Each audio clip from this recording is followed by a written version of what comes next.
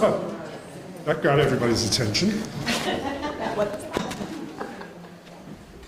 Good morning. Good morning. It's great to see a vibrant crowd here. Excited to hear about new innovations in Alzheimer's and related dementias.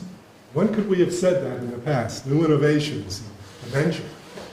People were looking at dementia with a totally different lens than we do in this decade for sure, and even in the preceding decade as it was evolving. And I'm so happy that we're going to hear a talk that extends that concept. This is actually the first brain health symposium. So, In Vermont. Well, we lead the country, I mean, really. So when we talk about dementia and brain health, there's a lot we've talked about traditionally in Vermont, but we've never had a symposium. So I'm looking at Rhonda thinking that in the back of her mind is like, this is the inaugural symposium. And there's going to be a tradition that we establish. This, of course, is a collaborative effort between the Alzheimers Association of Vermont, my department, the Department of Health, and the other department that is housed in this building, amongst many, which is the Department of Disabilities, Aging, and Independent Living. And there's also a connection with the UVM Center on Aging.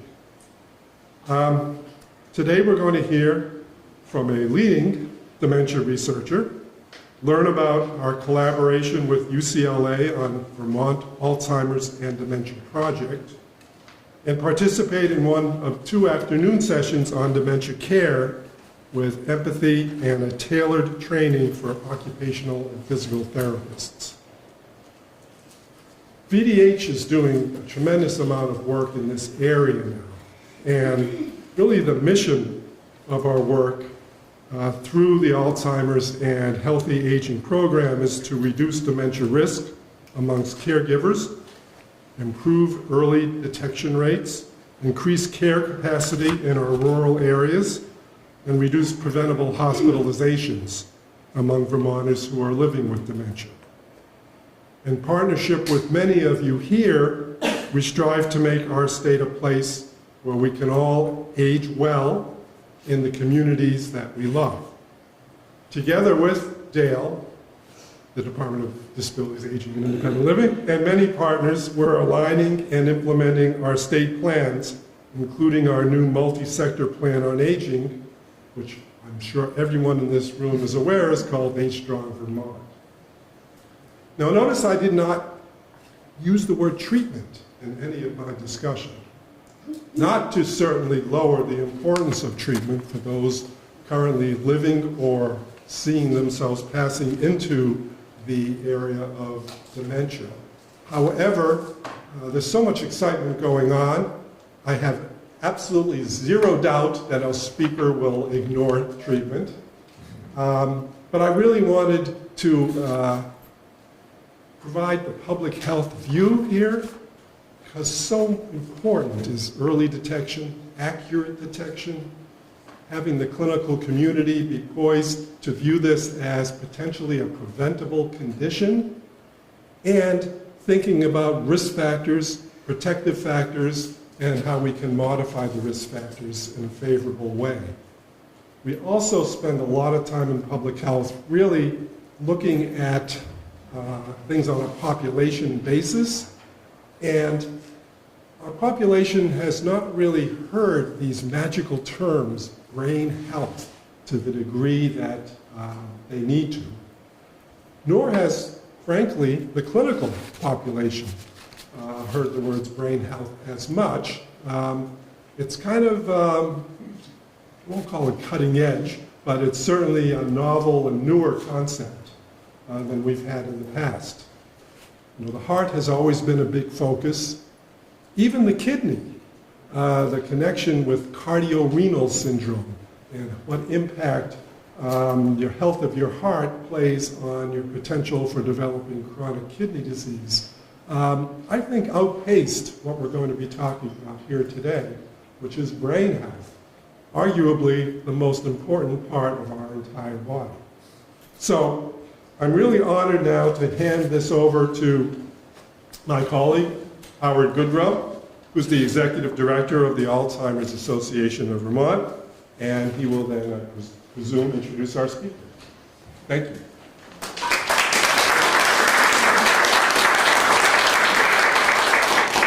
I promise you don't have to be 6'4" or taller to stand up here and speak today. Thank you, Dr. Levine. As Dr. Levine said, my name is Howard Goodro. I'm the Executive Director of the Vermont chapter of the Alzheimer's Association. In New England alone, we have over 300,000 people living with this disease, dementia and Alzheimer's. Caring for those 300,000 people, we have well over 500,000 unpaid caregivers.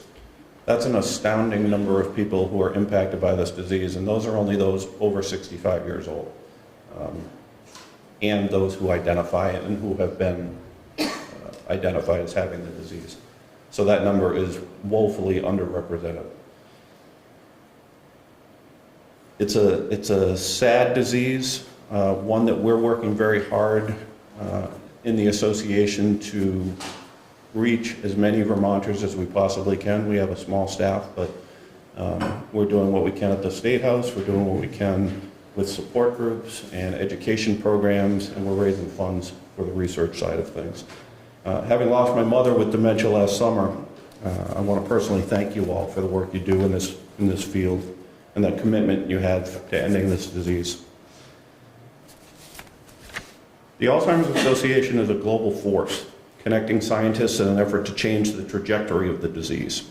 We're fueling diverse research at every stage by identifying bold ideas, raising funds, and investing in groundbreaking, high-impact projects. Through innovative grant programs like Park the Cloud, we're propelling studies like US Pointer, which is part of Worldwide Fingers, an international network that's dedicated to investigating how lifestyle changes may reduce the risk of dementia. You've probably heard that up to 40% now is identified as lifestyle. Lifestyle changes can actually impact whether or not you get this disease or not. Both of those studies I just mentioned, our keynote speaker is a part of. We're also investing in studies to learn how to best support caregivers and improve quality of life for people living with the disease. The association is currently funding nearly $430 million across the world in 56 countries. We don't target areas, we target science. So we're looking for the best. We're looking for the brightest. We're looking for innovative ideas. We're not looking to say, this person had a good idea once, we're going to fund them just because. We want to find the best stuff out there and we want to fund it. We encourage any of you who are in the field to apply for grants through us.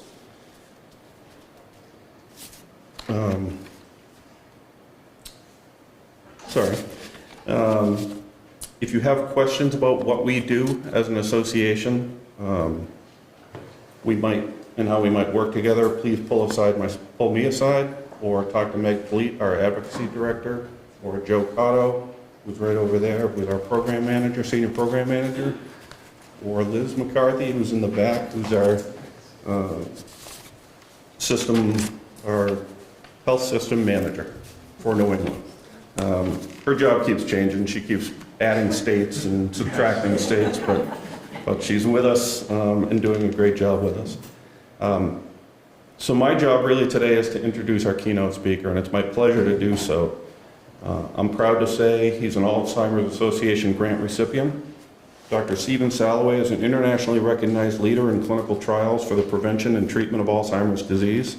He's the founding director of the Memory and Aging Program at Butler Hospital in Rhode Island, the associate director of the Brown Center for Alzheimer's Disease Research, and a professor of neurology and psychiatry at the Department of Psychiatry and Human Behavior at the Warren Alpert Medical School of Brown University. I find myself feeling very underqualified when I talk about Dr. Salloway. He's an expert on amyloid-related imaging abnormalities and a member of the Alzheimer's Disease and Related Disorders Therapeutic Work Group, developing appropriate use recommendations to safely guide the clinical use of new disease-modifying treatments.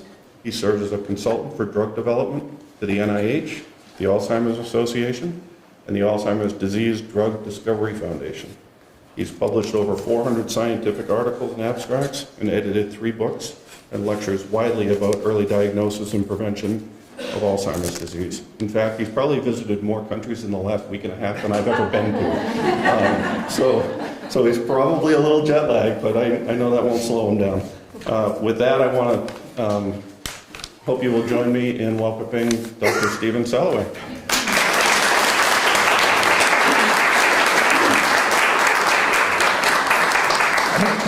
Well, thanks, Howard. Thanks, Dr. Levine, and thanks to the organizers for inviting me and my wife Diane, who we are co-conspirators in this effort, up to join you. And I want to salute you for hosting or organizing your first, or your inaugural and first brain health symposium. So hopefully there'll be many more to follow.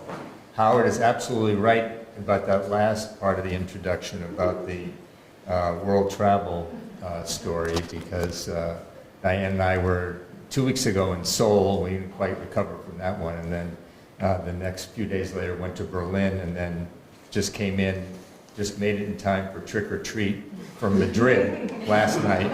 And so please forgive me for some lapses related to jet lag. I'm sure there will be some.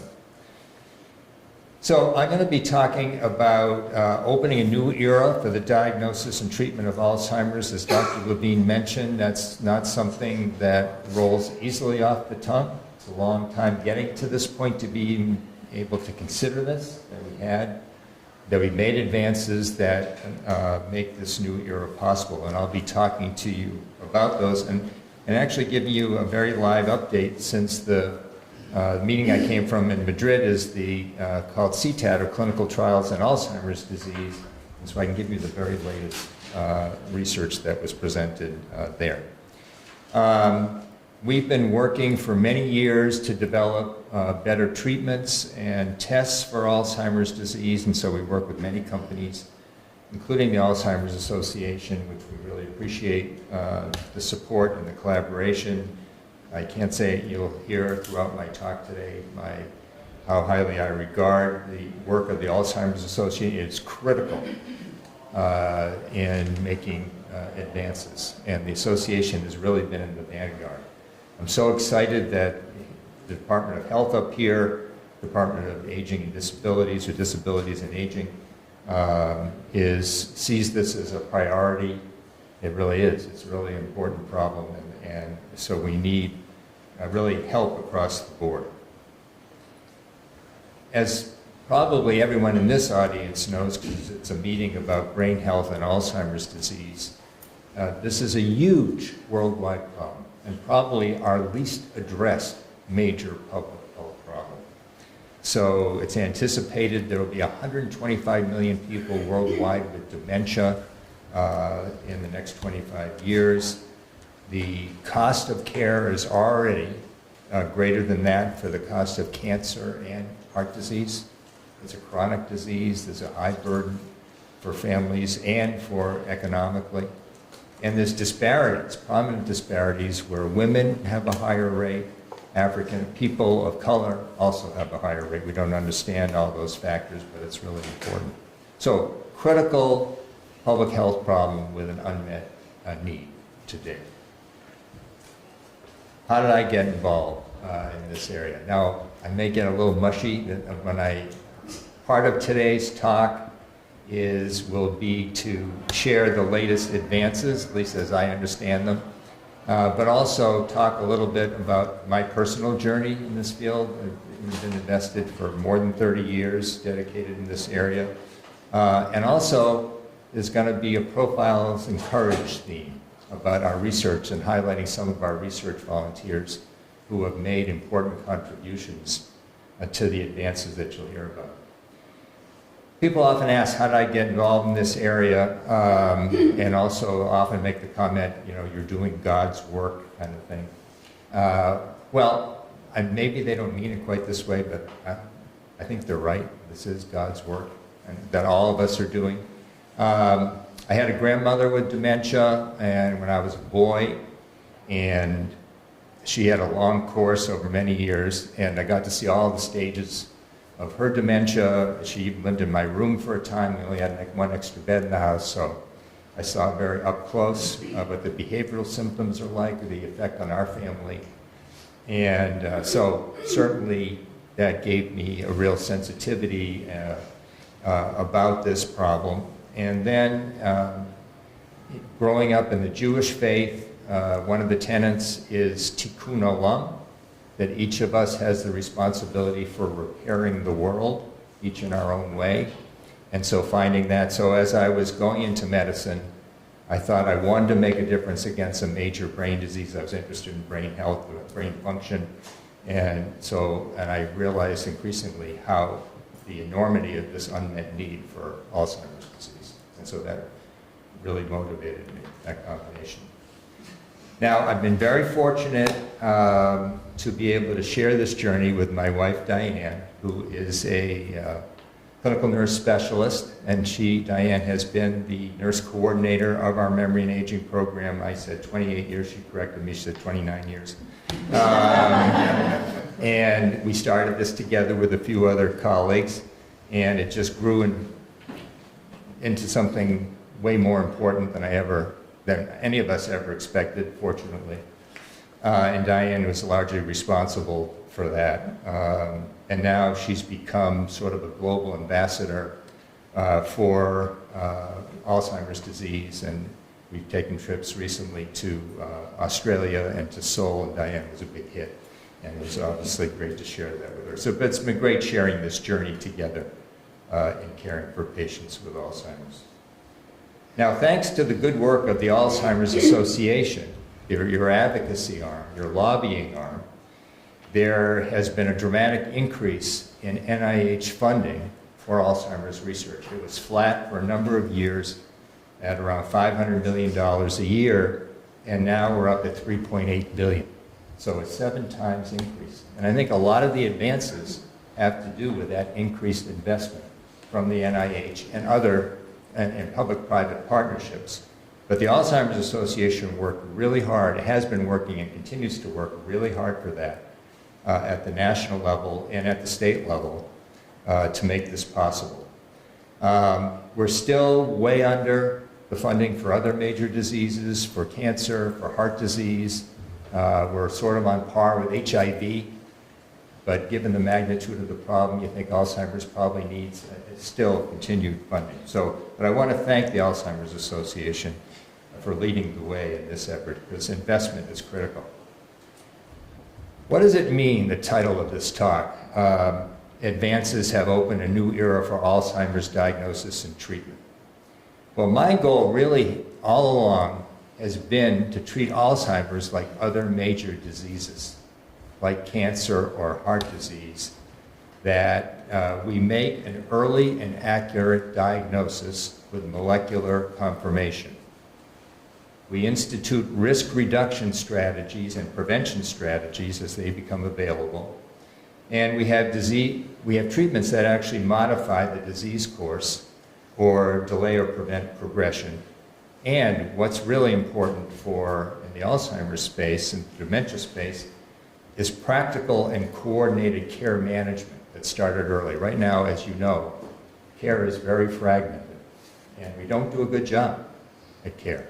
Our program, we haven't had the resources to focus on care, that piece of it, because we've been focused on sort of the biomedical research side, but that is critical.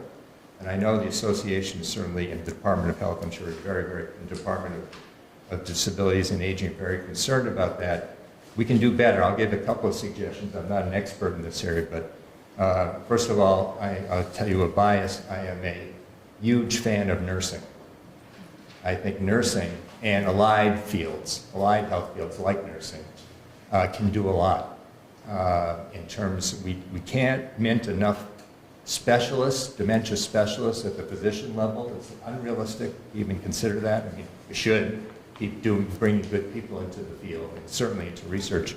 But in terms of care, we have to really think of other ways to staff how we provide care. And there can be, in Sweden, there are dementia nurses in primary care. So when someone has a diagnosis of dementia, and they have occupational therapists too in primary care. then there's a staff member there that can start to intervene. There are care navigators. There's all kinds of creative ways that are going to be less expensive than trying to find physicians to manage care. All right, so again, this is going to be a high-level view. What happens in the brain? What changes in the brain in Alzheimer's disease?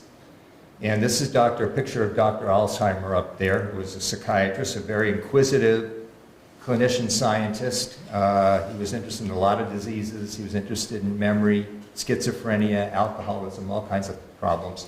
But he also ran a neuropathology laboratory, and some of the techniques that he developed we still use today are the hallmarks of Alzheimer's diagnosis.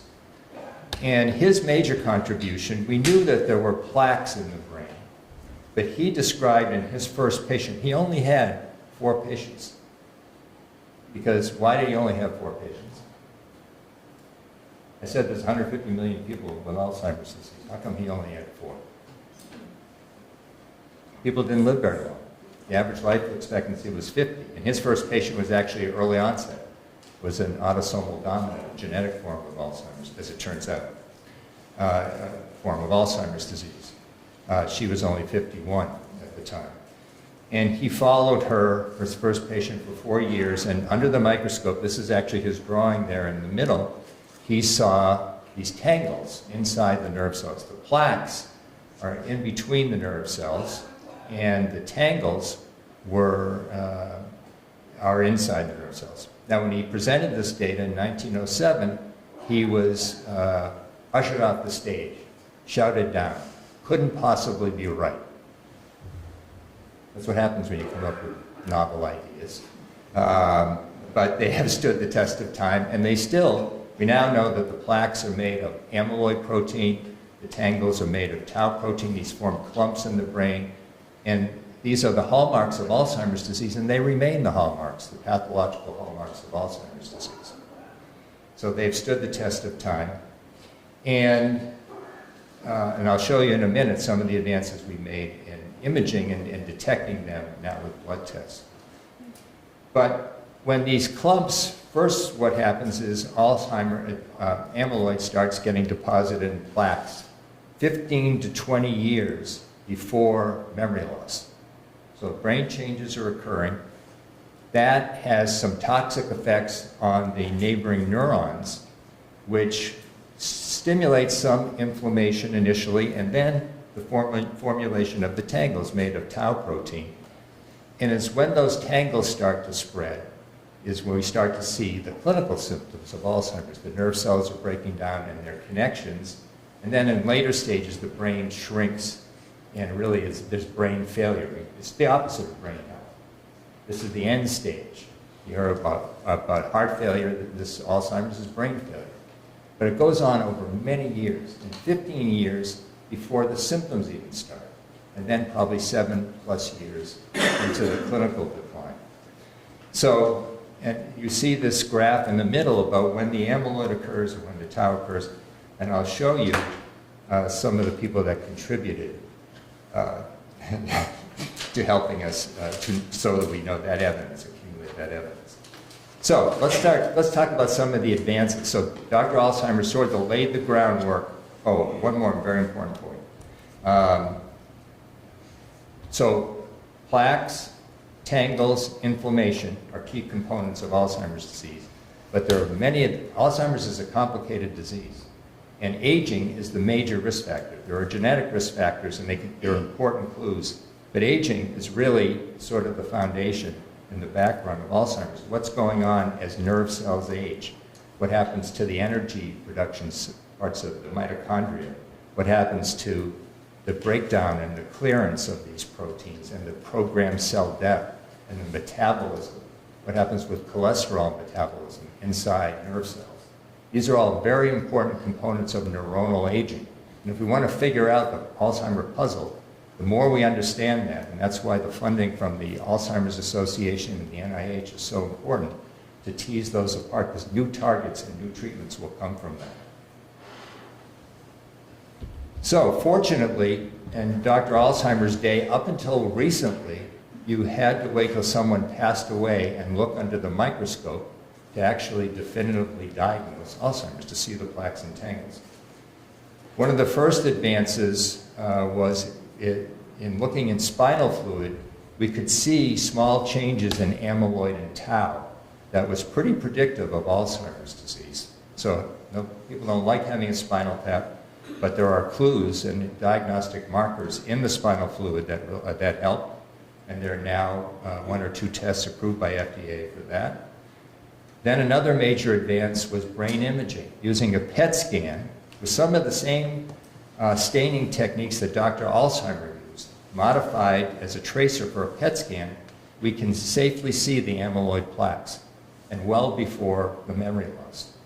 So an amyloid PET scan is now, there are 3 tracers that are approved for amyloid PET, and then 10 years later, there's so far 1 tracer FDA approved for tau PET, but there are others in development. So we can actually see the plaques and tangles in life quite accurately and safely. So that's a major advance. Probably the greatest advance in biomarkers, and you've heard about this, are new blood tests for seeing very small changes in amyloid and tau, and those look really good. They were elusive for years. We had many conferences about them, but they all fizzled. But the technology improved, and we now, either with mass spec or with immunoassays, we can pretty reliably see the plaques and soon the tangles. We're working on that. We're pretty close with that as well. And some of these are actually coming into clinical practice. The FDA, I think, will approve the first blood test beginning of next year. There is a CMS code for that. They're working out the details. Right now, clinicians can order these tests, but they're not routinely covered, so the patients have to pay for them. We've been doing them for research, but we haven't been ordering them because it didn't seem fair. Fortunately, the PET scans were also, even though they were a terrific advance, were not covered until recently, until the first drug that was fully approved by the FDA, Aducanumab. Now, since then, the PET scans are covered as well. So I just want to give a shout out to a couple of the people that have made a big difference. These are just examples of really the courage and the generosity of our research volunteers. This is Maritza Siliberto and her husband, Rick. Maritza has many roles. Her mother had early onset Alzheimer's disease, so she's been a caregiver. She's been an advocate. She's participating in a very important study called the Dominantly Inherited Alzheimer's Network, or the Diane study, for many years. She's been very courageous there. And she's also worked with the Alzheimers Association and as an advocate. I think she's on the senior council of the NIH, advising the NIH of how to allot research funds. So she's plugged in many ways. And in addition, which is amazing that she's able to do this, she has other roles. She is the mother of 3 boys, a pair of twins and an older son. And she has been the principal of a school for the deaf in Boston. And she just, a few months ago, earned her doctorate.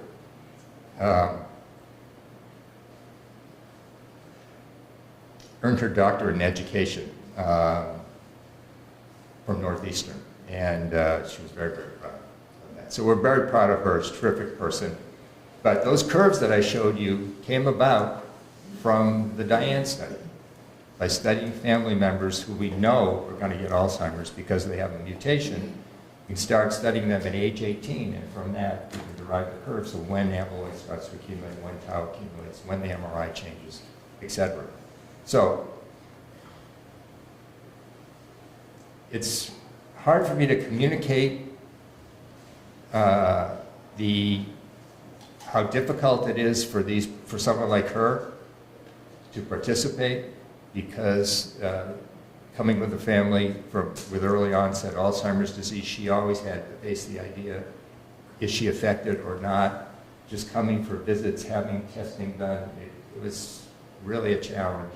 She had some complications from spinal tap. She still continued to get them. We figured out a way to work around it. Just very inspiring. And that's been probably the most rewarding thing for us. I know Diane feels the same way. I know I'm going to get my share the next one. I always do. Well, it's really impressive what the FDA required for approval of PET scans for Alzheimer's. So they required that people who are terminally ill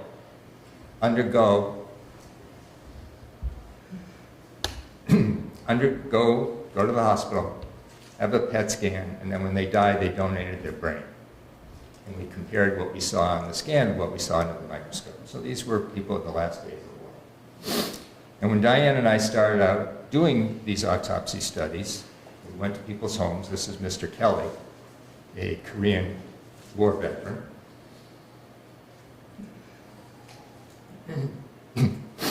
who had late-stage Alzheimer's disease, and he was very frail. That's a picture of him in bed. He's bedridden, really, with Alzheimer's. And we said to his wife, Del, are you sure you want to do this? He's so frail. You really want to put him in an ambulance, take him over to the hospital, go through this whole thing, donate his brain and everything. And I won't probably be able to communicate this to you, but she said, don't think another thing about it.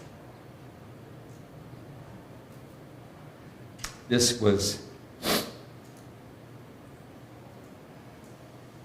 he wanted to make this his last contribution to science. And he didn't want his children or grandchildren to have to suffer with Alzheimer's. So, just really terrific contributions, and he I was fortunate to be the senior author on this paper that led to FDA approval of the tracer that he tested. So he got his wish. Okay, so people often ask, always ask, not often, always ask, what's the difference between Alzheimer's and dementia? For some reason, people conflate those two.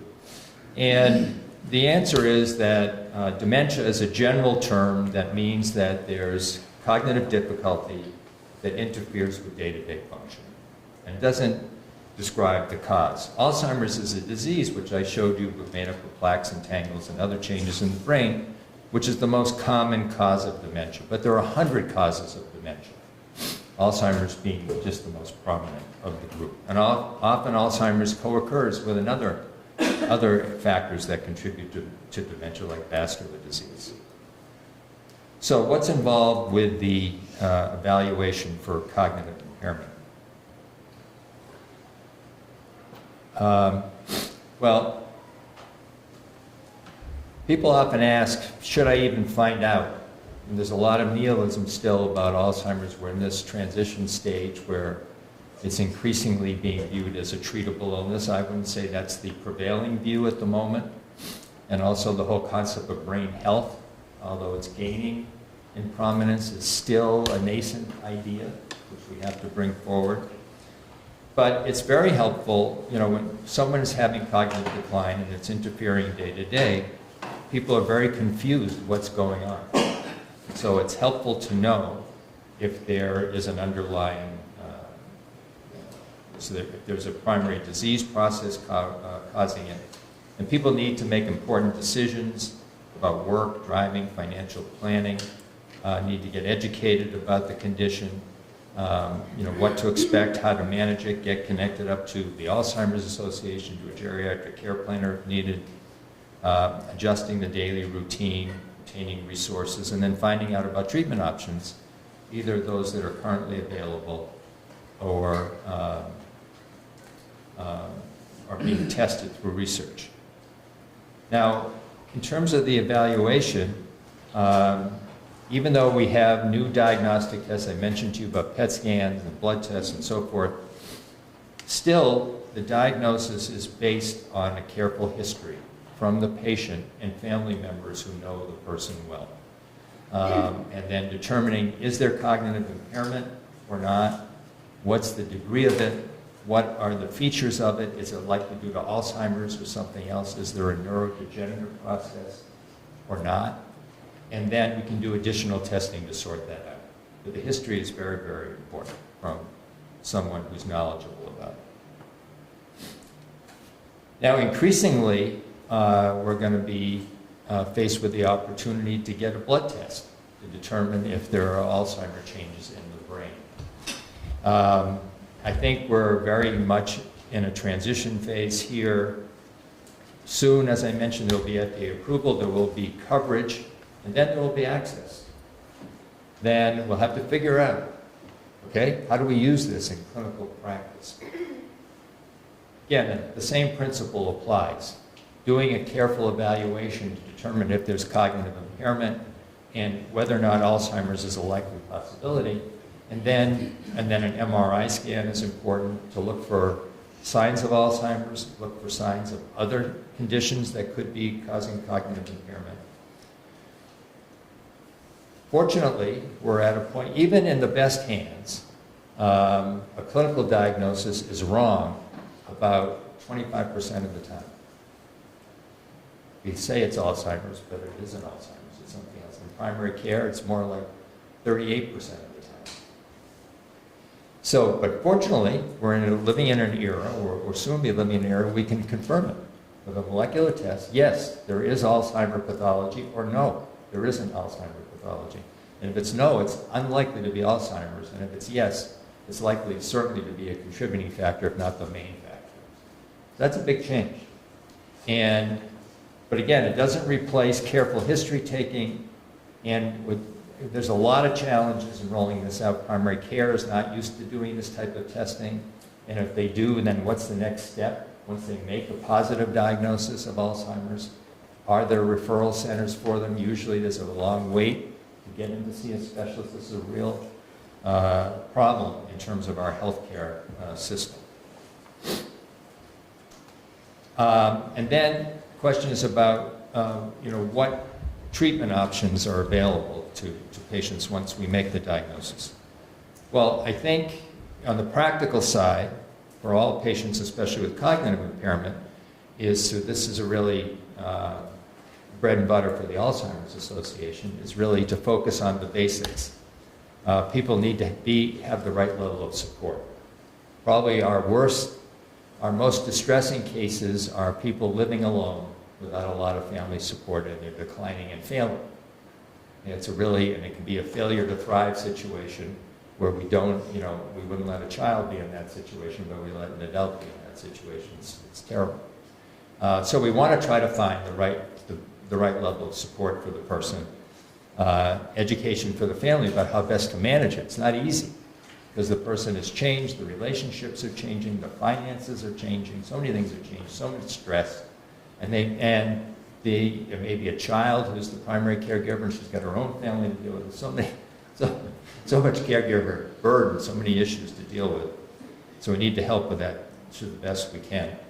And then we tell families, this is a little mnemonic that one of our neuropsychologists developed called meals, wheels, bills, and pills, which is real practical. It is making sure they're eating well, there's driving safety, their bills are getting paid, they're taking their medications as prescribed, and they're not too isolated. So this is really important basics. The other real important one day to day is not arguing with the person. If they insist something occurred a certain way, and it may not even be rational or reasonable, find ways to diffuse that rather than trying to take it on and win the argument. You can never win those arguments. So that's something family members need to learn. Then what treatments are available, either currently approved or through research? Well, we've had 2 oral medicines, cholinesterase inhibitors and memantine. Donepezil used to be called Aricept for some time. And they're approved for the dementia stages. Donepezil is approved for all stages of dementia, and memantine is approved for moderate to severe dementia. Those 2 are not approved for mild cognitive impairment, the lead into dementia. We have two new treatments, which I'm sure you've heard about, called lecanemab and donanemab that lower amyloid plaques.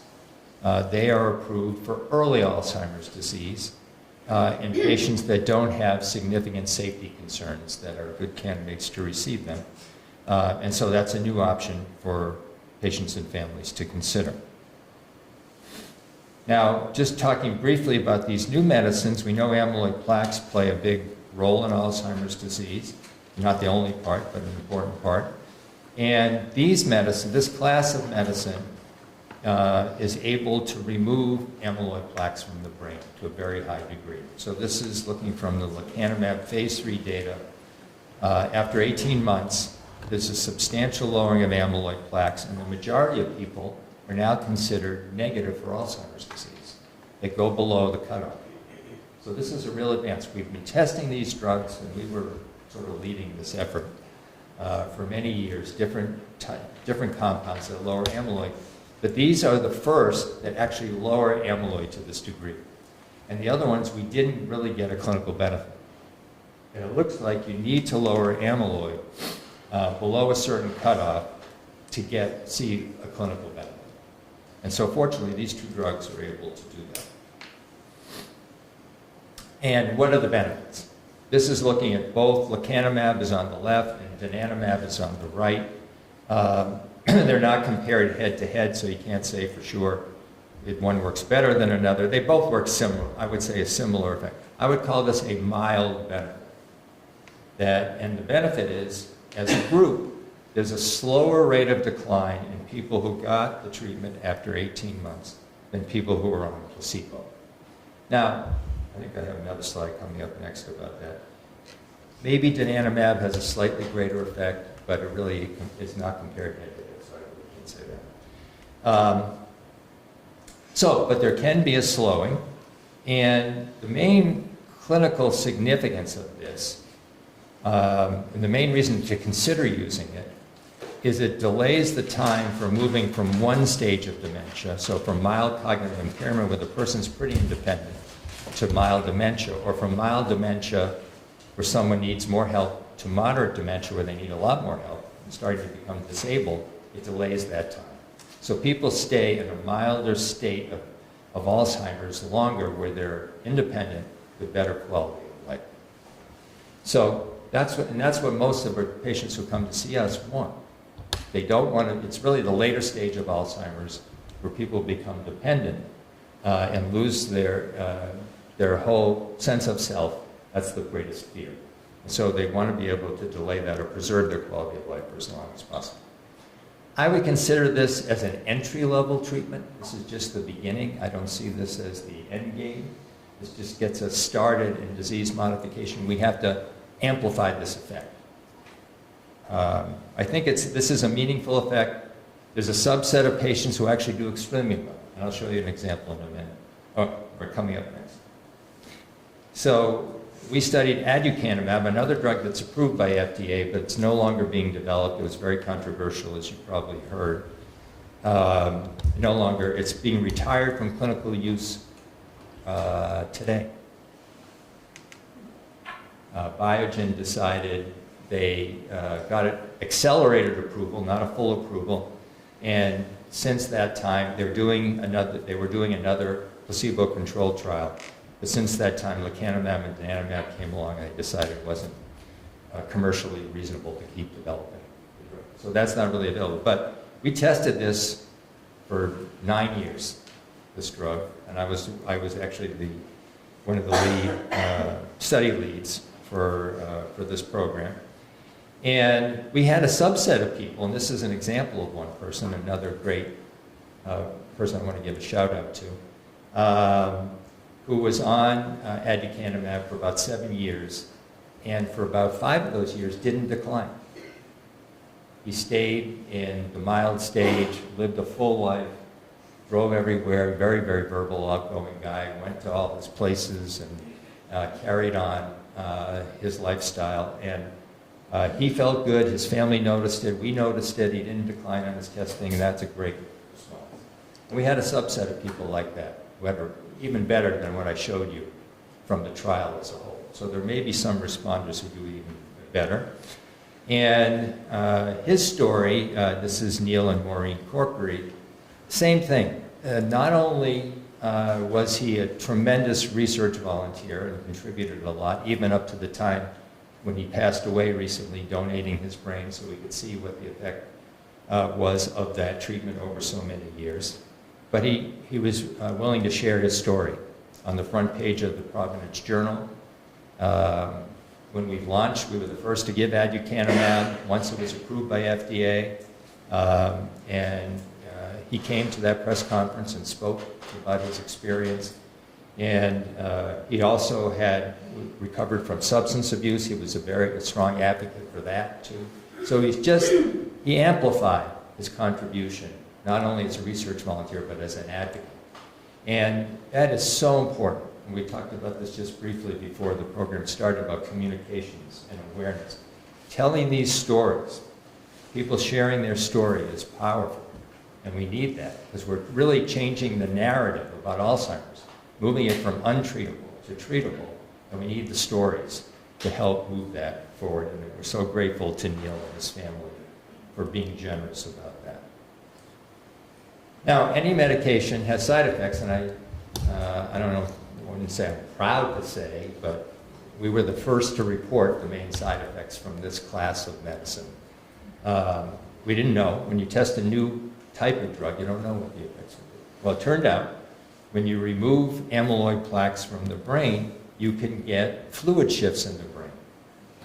And you can get swelling, brain edema, and you can get leakiness of blood vessels to blood products as well, usually microhemorrhages, but it could be a more serious hemorrhage.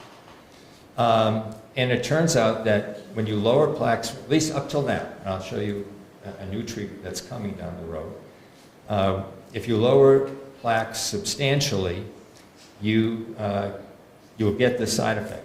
It's called, and we've given it the name amyloid-related imaging abnormalities, or ARIA. And 75% of the time, it's asymptomatic. It only shows up on an MRI scan. The patient doesn't know, the clinician doesn't know. So you need to have regular safety MRIs. It tends to occur early in treatment. It's usually transient and manageable if carefully done. But we need MRI monitoring, especially for the first 6 months. Occasionally, or there can be symptoms, and usually they're pretty nonspecific: headache, dizziness, unsteadiness, confusion. The confusion can be very hard to separate from underlying Alzheimer's, visual disturbance. And I'm sure you've heard that there can be more serious cases, and that's what gives us the most cause. And there can be severe edema, there can be a fatal hemorrhage, and there have been a number of fatalities related to treatment. So we developed those guidelines to help mitigate that to the degree that we can. But patients and families need to weigh out whether or not the treatment's right for them. Are the benefits worth the risk? And then each person's risk is a little different, which I'll talk about in a moment.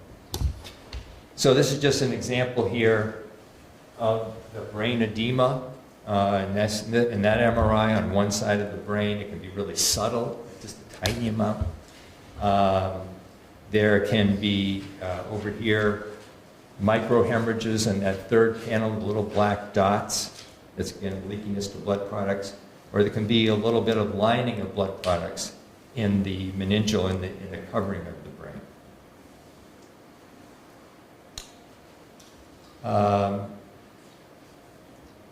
How do we mitigate this?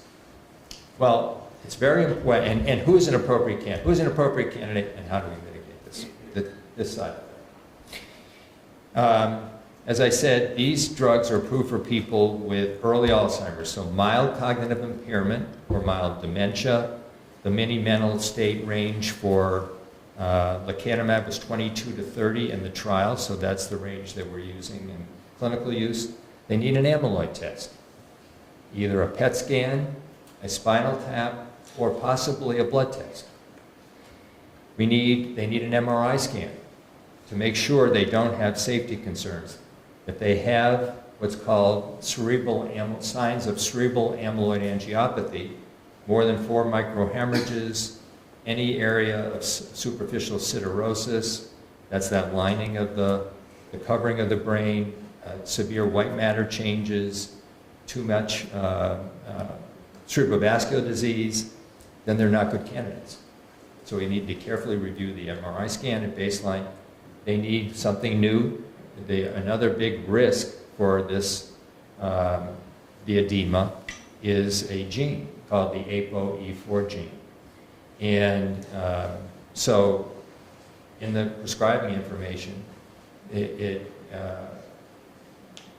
says that ApoE testing should be performed to inform the patient's risk and to help with management prior to initiating treatment. So that's something new for Alzheimer's care. We've been doing this for 15 years, ApoE testing routinely. It's gone extremely well, but it's something new for the field. So some of our colleagues will probably need help in this transition phase. There was a slight risk of intracerebral hemorrhage, brain bleeding in patients who are on anticoagulation with lecanemab. And as a result, we've recommended not treating patients who are on blood thinners like on strong blood thinners. They can be on aspirin or other antiplatelets. Can we use AI to detect ARIA? Now, one of the advantages in the clinical trials is we had expert readers, a central reader who had read thousands of scans, and they were great at detecting ARIA, and we could really rely on those readings. When we go into clinical practice, we're going to have a handful of radiologists who are familiar, but many who are not. And I think we should be able to use an automated software program based on AI that's smart, a smart program, that actually can detect these changes quite in detail and guide the radiologist and the clinician. It's going to be a challenge. This is actually a public health issue, but how to get we're working with some companies who are developing software programs that look great. The trick is getting them into practice, and that's going to be a challenge. I haven't figured that out yet, but it could really help. It's going to assist the radiologist. It doesn't replace the radiologist. It's going to assist the radiologist and the clinician. Okay, another big challenge. Are the treatments covered? Is the testing covered? And this is a work in progress. Fortunately, this was huge, and the Alzheimer's Association really went to bat to make this happen, is getting coverage for these two new medicines.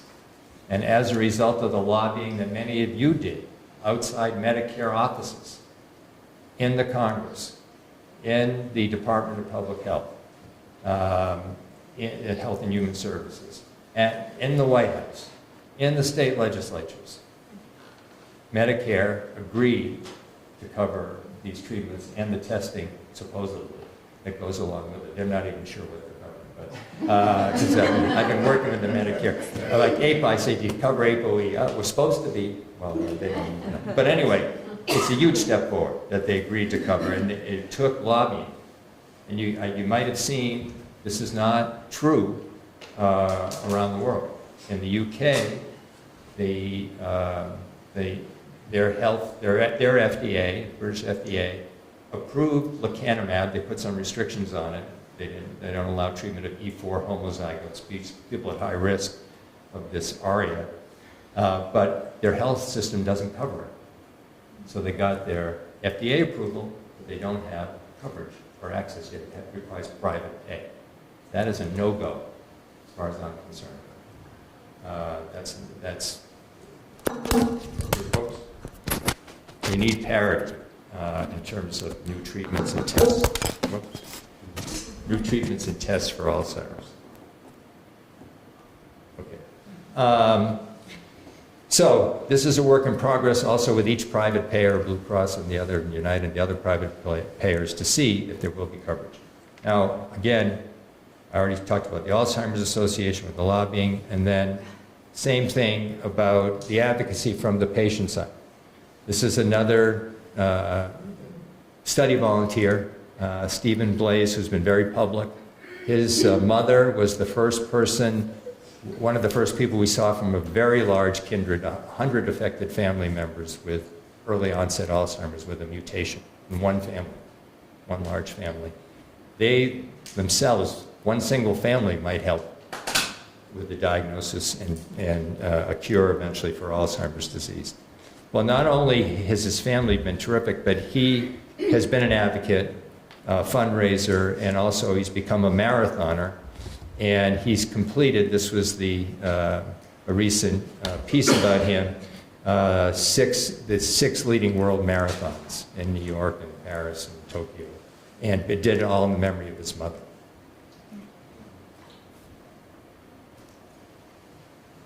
It's just a really amazing contradict what people can do. And I think one thing I attribute our success to is that we created a program, and I think it came from the mom-pop operation that we had and Diane's nursing background.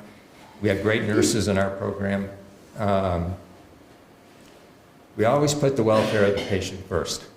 We're obviously interested in science, we want to move the field forward, but always putting the welfare of the patient first. And people knew that, and I think that inspired them to do great things themselves, which is awesome. I mean, so we just have fed on each other. It's been terrific. It's been so rewarding.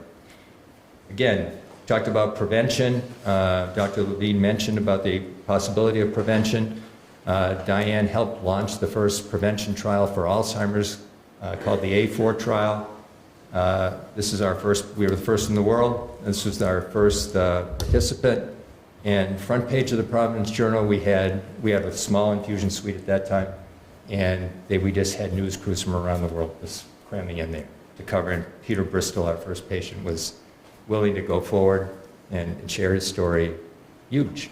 Just amplifies, what we can do together. All right, can we prevent Alzheimer's? Well, we sure hope to God that we can, right?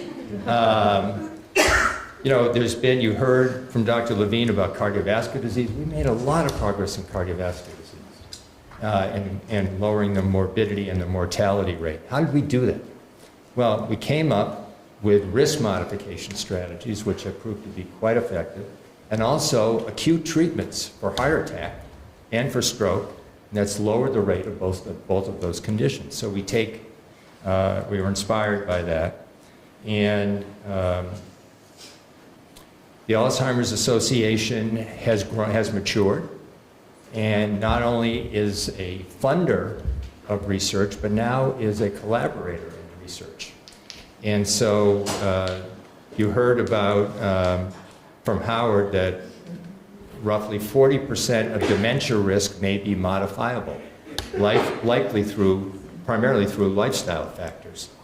And there's data from the FINGER trial, which was conducted in Finland, of a combination trial of exercise, Mediterranean-type diet, a good heart health, and brain stimulation and social engagement in improving memory in people at risk for Alzheimer's disease.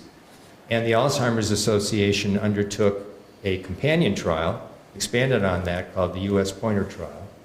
And we're fortunate to be selected as a site for that.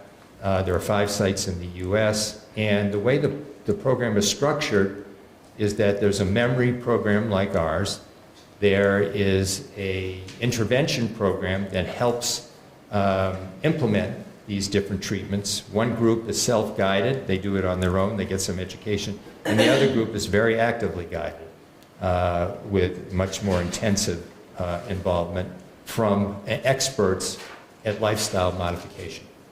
And then the other partner is the Alzheimer's Association. Alzheimer's Association actually hires staff as navigators to be part of that intervention. So not only are you funding the program, but you're also staffing it as well. And so we just had a beautiful partnership. It's been a great success. We didn't know we were expected to enroll 400 people at our site. That's the most people we ever enrolled for a trial. We didn't know if we could do that, it's being a small state. We did. Diane didn't think we would, but she said, "You're nuts to do this one." But we did, which was that in itself was terrific. And now we'll wait until May, and we'll get the readout from that 2-year trial on this combined lifestyle intervention. It's just been a great partnership between our memory group.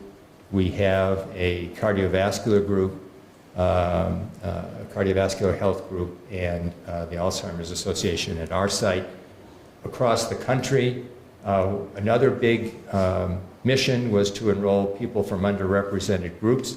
We enrolled, I think, 33% of the population is from an underrepresented group, which is a lot for clinical trials. We're very, very happy about that. We came up with all kinds of new initiatives for doing that, working with faith-based groups and community groups and really expanding our reach, which is terrific.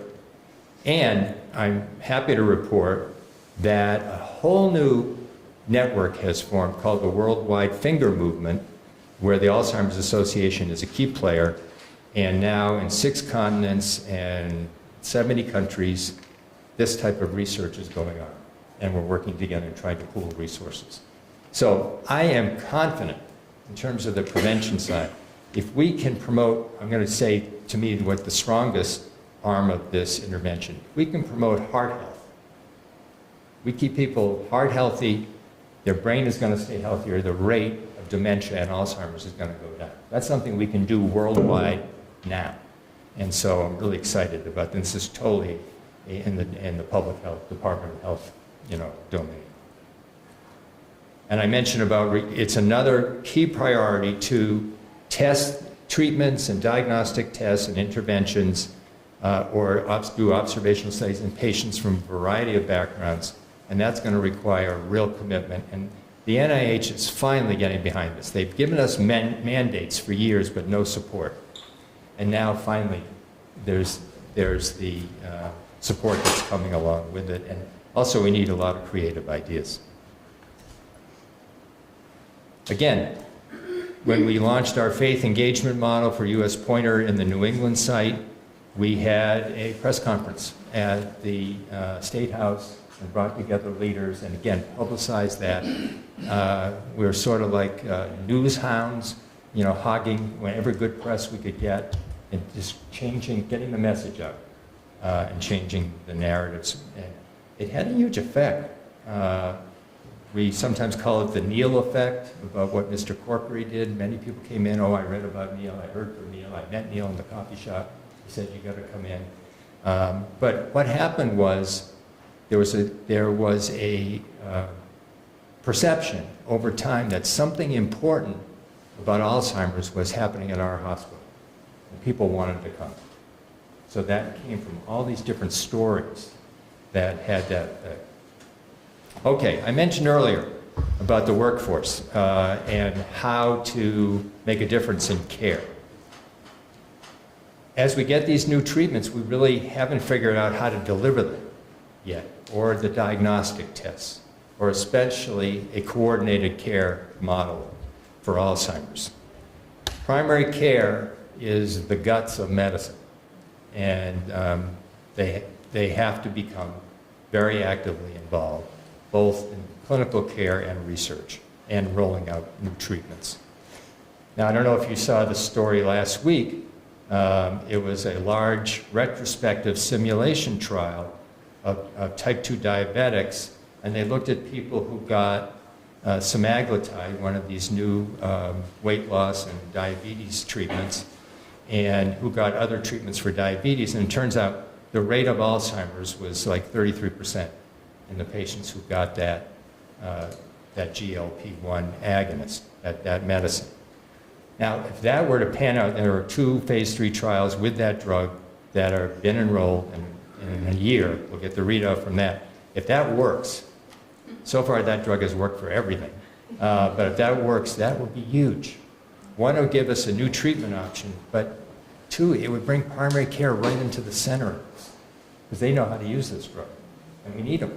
We can't do this on a large scale. We can't scale all these advances that I'm talking to you about without that segment of our healthcare system. But that's not enough. It's not fair to ask primary care to take on more. Every primary care provider is probably stretched to the max in what they can do. When you put in a diagnosis of Alzheimer's, that takes time. You got to talk to the patient, the family, the resources. It's a lot of care. And the primary care doesn't have time for that. So how are we going to do that? I mentioned we have to expand our workforce. We have to be creative. We have to fund it. It will work out in the long run. I'm not a health economist, but I am a devoted clinician. I think we can work this out. Dementia nurses, nurse practitioners, care navigators. Care navigators don't have to be, they can be paraprofessionals. Just like in cancer care, many comprehensive cancer centers, you get diagnosed with cancer, you get a care navigator. Because a lot goes on in the care for cancer, and you need help. We need care management plans. This is definitely a Department of Health and a payer approach where we come up with reasonable ways to approach patients in a systematic kind of way. And then we're getting so much information from our personal assistants, from remote monitoring, and that we could apply both to research and for clinical care. You have to harness that power.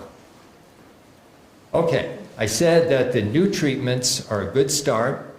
They have their problems, which I was pretty clear with you about. But can we do better? Can we enhance effects? Can we come up with new treatments or combinations to have a bigger impact? Well, I'll share some data that was just presented 2 days ago at the conference in Madrid. One of the problems with these treatments that lower amyloid or any large molecule is that the brain has a barrier called the blood-brain barrier that keeps large molecules out, protects the brain. But if you want to get a medicine in there, it ain't easy. So is there a way to get, and these antibodies, donanemab and lecanemab are large molecules, can we get them in at a higher concentration? Well, there are different technologies being developed. I'm sure this is going to pan out. This is an example of a brain shuttle, where you use another molecule that can get in to the brain through the blood-brain barrier, and it combines with the antibody, and you sneak it in through this technique. And it turns out one drug that didn't work, that didn't quite meet the clinical outcomes, an amyloid-lowering treatment called gantenerumab, is now being combined with this brain shuttle technology, and you can get from 1% to 20% into the brain, a major increase. And so far, we'll have to wait and see how it pans out. There is amyloid lowering after just 2 doses. 90% are amyloid negative after 2 doses, and so far they have hardly any ARIA. That main side effect, it looks like the uptake pattern is different. The main problem with what causes the ARIA, the leakiness, is that there's amyloid in the blood vessel as well as in the brain. And when the antibody binds to that amyloid in the blood vessel, it opens that blood vessel wall in some patients, and they can get leakiness. The theory with this is you get this, you bypass that arterial binding to the amyloid in the blood vessel, and it gets into the brain itself. So it produces a much lower rate of ARIA. So we'll have to see, wait for the clinical outcomes, wait for the more safety data, but really encouraging that we can find other ways. And you can imagine applying this brain shuttle not just to these drugs, but other classes of medicine to get higher concentrations and bigger effects in the brain. And also combining treatments. So I mentioned to you that there are many components to Alzheimer's disease, amyloid being one of them, tau being another one, and there are many treatments that are targeting tau. One of the things treatments I'm most excited about is a gene-modifying treatment. So this is called, and all those funny names, called an antisense oligonucleotide. And what this does, right now we have to give, one of the challenges, we have to give this medicine in the spinal canal, intrathecally. The current dosing, we don't know the right interval, but it's every 3 months. So far, it looks like that medicine it interferes with the mRNA message, and it keeps the tau from becoming a tangle. It keeps the tau from going into, so it blocks tau from its pathological form. And so far, it looks like, in the early days, that it lowers the tau signal on the tau PET, and it may have a cognitive benefit. So we're waiting for that to read out, but I'm very enthusiastic. This has worked for other neurologic diseases that had no treatment. One called spinal muscular atrophy uses an antisense oligonucleotide. This would be awesome. So, and there are a number of treatments just at this meeting targeting tau that showed some good preliminary data, but there's so many other targets in the brain that might be, I mentioned about the anti-inflammatory, the semaglutide, that's used for diabetes and weight loss. That's just another example. Okay, so what might the future look like for Alzheimer's disease? I'm hopeful that we'll be early and accurate diagnosis. We won't wait till people are far into the disease course. We want to institute a healthy brain lifestyle. We'll be gaining more information about that from these different trials, US Pointer, worldwide finger studies, to guide that healthy brain approach. But all of us should be doing that, starting as early as possible in life and keeping it up. It's like common sense, but hopefully it gives us brain health, gives us more motivation. Another reason, not just heart health, another important organ to keep healthy as we age. I'm hopeful. The problem with some of these treatments that I've described to you, these are so exciting and so amazing that we're even contemplating them. But it'd be hard to scale this worldwide. These are expensive. They require infusions. They might require PET scans, MRI scans. This is not available all around the world. So I think there may be other approaches that are more scalable, such as could we do a large-scale screening study as we have better diagnostic tests, blood tests, and vaccinate people against amyloid and tau. Just give a couple of doses and keep those who are at higher risk, keep the plaques and the tangles from ever forming. Will the amyloid treatments that we're now testing work for people at risk for Alzheimer's who are building up plaques but don't yet have symptoms? There are 2 large-scale trials underway. We'll find out in the next couple of years. And we need, that's why we're so appreciative of the Alzheimer's Association and the NIH. We need new discoveries, combination treatments, and certainly much better coordinated care. So I think, in summary, we've entered a new era for diagnosis and treatment of Alzheimer's. A lot more work needs to be done, lots of stigma still. We need better tests and treatments, and we need to advocate to get them covered, build the workforce for better coordination of care. And this is, I think, hopefully if this didn't come through, then I really failed. This is a partnership of love, faith, and science that we undertake together. I'm so glad the Department of Health is here. I was invited to give a keynote to the World Dementia Council over in Amsterdam, and we had the Prime Minister of the Netherlands was there, their Director of Health was there, their Health Commissioner. We had some Amsterdam researchers and Mia Kivipelto, who was the PI of the finger trial, the lifestyle trial. So it was terrific. And actually, they had a concert in the middle of, at the intermission of the meeting, of patients and researchers. It was a beautiful concert of instruments and singing, a chorus, to accompany the meeting. So thank you very much.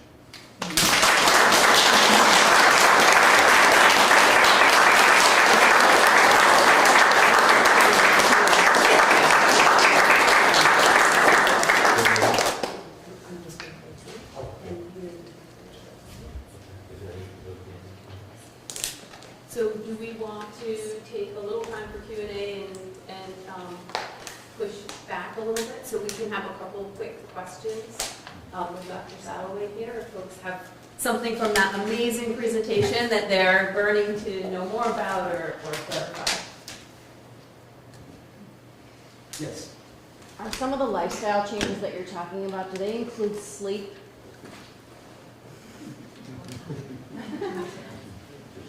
I hope not. Very good at that. Ever since residency, terrible. Yeah, sleep's important, actually. It may be a clue. in a few ways, biologically and also clinically. That some of the first changes may be in either sleep symptoms, like active sleep, which could suggest a condition like Parkinson's or dementia with Lewy body. People are acting out their dreams, or just having insomnia or fragmented sleep. Turns out people who sleep better, so if we can figure out how to sleep better as we age, it's to our advantage because there's better clearance of amyloid when there's sleep. So people don't sleep, they are a little bit more at risk. So yes, sleep is an important parameter. Yeah. I get residents with diagnosis of Parkinsonian dementia and others with Lewy body. Is there a difference or? Oh, that's a great question about the difference between Lewy body and Parkinson's dementia. That's actually a source of debate. Primarily, there are other things that can cause Parkinson's that are not Parkinson-like, which we call Parkinsonism. But let's put those aside. There are some conditions like that. The main protein that builds up in Parkinson's is called alpha-synuclein, and it forms a Lewy body. It forms that clump. It's called a Lewy body, Dr. Lewy, right? And so all patients with Parkinson's disease and dementia with Lewy bodies have Lewy bodies. So it's a disease that's called a synucleinopathy. It's a disease of alpha-synuclein. And some patients present, so what we call the phenotype or the clinical presentation varies. So in the patients with Parkinson's, the typical presentation is tremor on one side, a rest tremor, and tremor on the other side, and a stoop posture, and a slowing of gait, and a slowing of thinking. That's Parkinson's disease. They have Lewy bodies. Patient with dementia with Lewy bodies may present in a variety of ways. Some first with sleep, when they have active sleep. They may have Parkinson's or not, Parkinson's motor symptoms, but they get dementia. They have cognitive impairment, they have behavioral symptoms. So it's some overlap. Okay, so they don't necessarily have the Parkinsonian symptoms with some of the Lewy body? No, you can have dementia with Lewy bodies without any motor, any prominent one. They may have some if you test carefully, Yeah. but not prominent. Okay. Yeah, so it varies. Thank you for your presentation and your research. It's very helpful. My question is, I know that depression and mood disorders are often a risk factor, and I'm thinking the correlation would be just the social engagement and learning, but I was just curious to hear more about that. Yeah, that's another one, again, a clue. All these things are clues, things that sort of line up as a risk factor that sort of make the cut when you carefully evaluate. Depression's on that list. And again, I think it can be a marker. Some people, the first symptom of their Alzheimer's is depression. They come in with depression. And they may or may not have memory loss, and the memory loss may come a little later, or sometimes they co-occur at the same time. But depression, and usually in the case where they're co-occurring, you treat the depression with a medication, but they still have the cognitive difference. It doesn't treat the cognitive problem. So I think we need to understand that way better and how depression is a risk factor. Certainly there are social aspects to it. People who are isolated don't do as well as people who are engaged in terms of their day-to-day functioning, and they may be more depressed as well. So that's another component to it. But I think there's a biological component to the depression, and that we need to understand better. Yeah. I was wondering what your thoughts were about the link between oral pathogens, oral disease, and brain health, and whether that warrants addressing oral health as a risk factor. That's a great question. These are all great questions. Yes, of course. Well, first of all, promoting oral health is a good idea.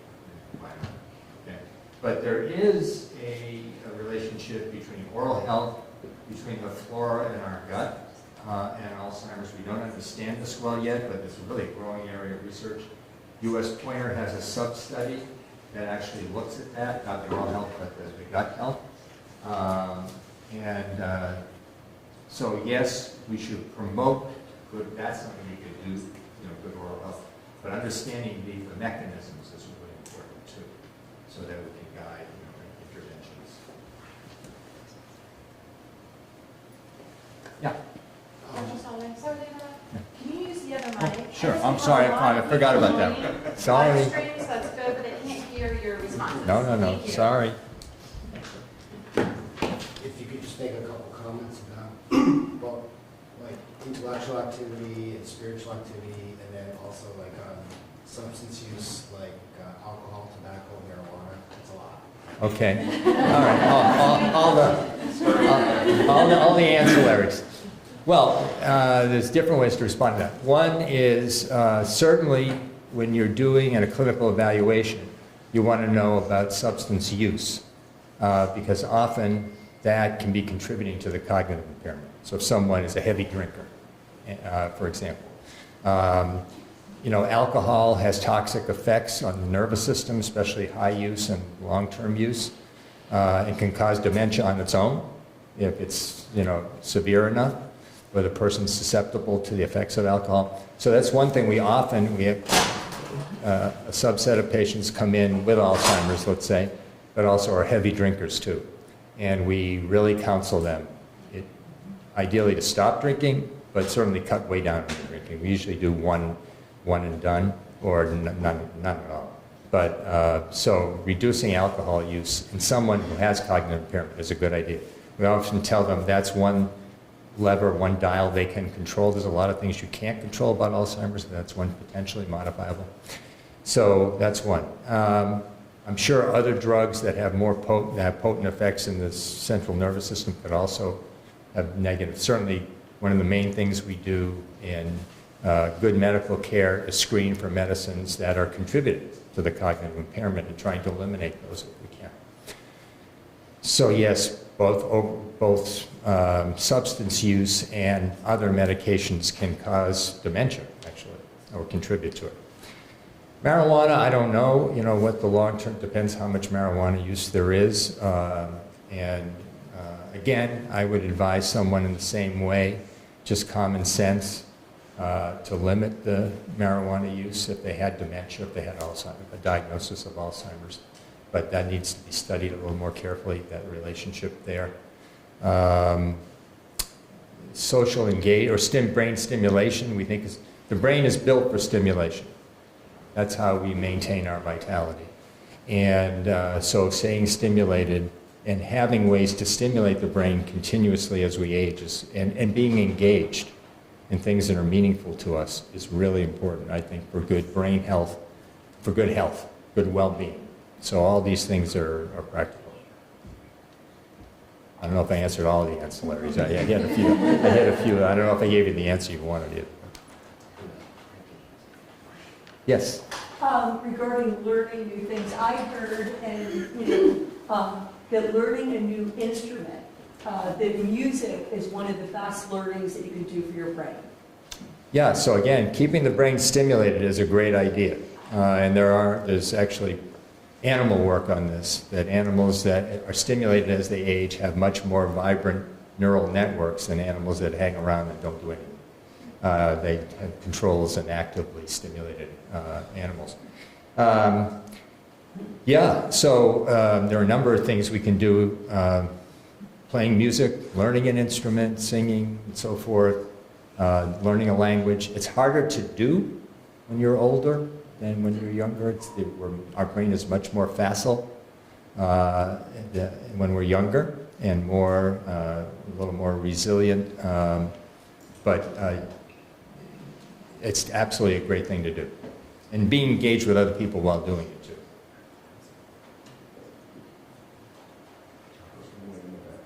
In the back. Oh, yes, sorry. I really appreciate your attention to humanity and sharing stories as well as the research. And I wonder if you could speak a bit about questions of ethical considerations and practical considerations and gathering and documenting stories of people. Yeah. Well, I'm not an expert in that, but obviously people have to be, it's voluntary. They have to be willing to share their story, and that takes a lot, especially with the stigma about Alzheimer's, to say you have Alzheimer's or you're at risk for Alzheimer's or whatever the situation is. Usually it comes from people who are really motivated to make a difference. They want to maximize what they do, and that's why they participate in research, but they're also happy to share their story because they see the value in that.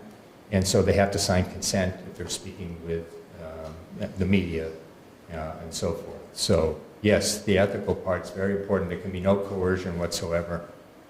These are people who volunteer. But increasingly, the Alzheimer's has its own, I don't know if you have one here in Vermont, the Patient Advisory Board.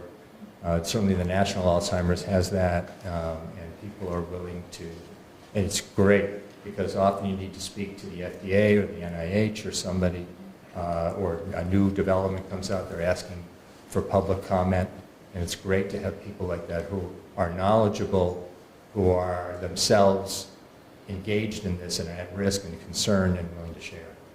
So, yeah, but you certainly have to be careful about it. Thank you so much. That was the perfect segue.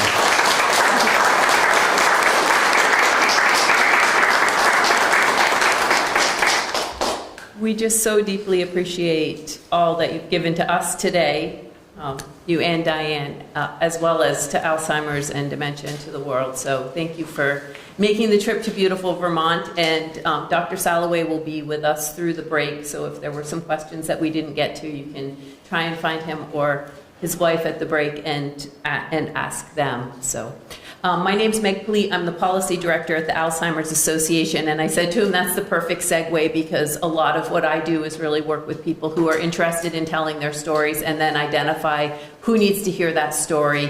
One of the things I loved about your presentation was you did weave in the heart and the humanity with the science, and the way that the Alzheimer's Association has been so effective in getting those additional funding dollars and expanding what we're doing. A lot of that has been because we've balanced the actual human impact and the human voice with the scientific data that says, yes, this works, yes, this is safe, yes, we need to do this, this is worth an investment. So I would love to talk to anybody here who has people that they're working with that are interested in amplifying this. And one of the things that Dr. Salloway mentioned that I hear a lot, well, two of the things. One, the person with dementia really wants to do something of value where a lot of what they can do has changed.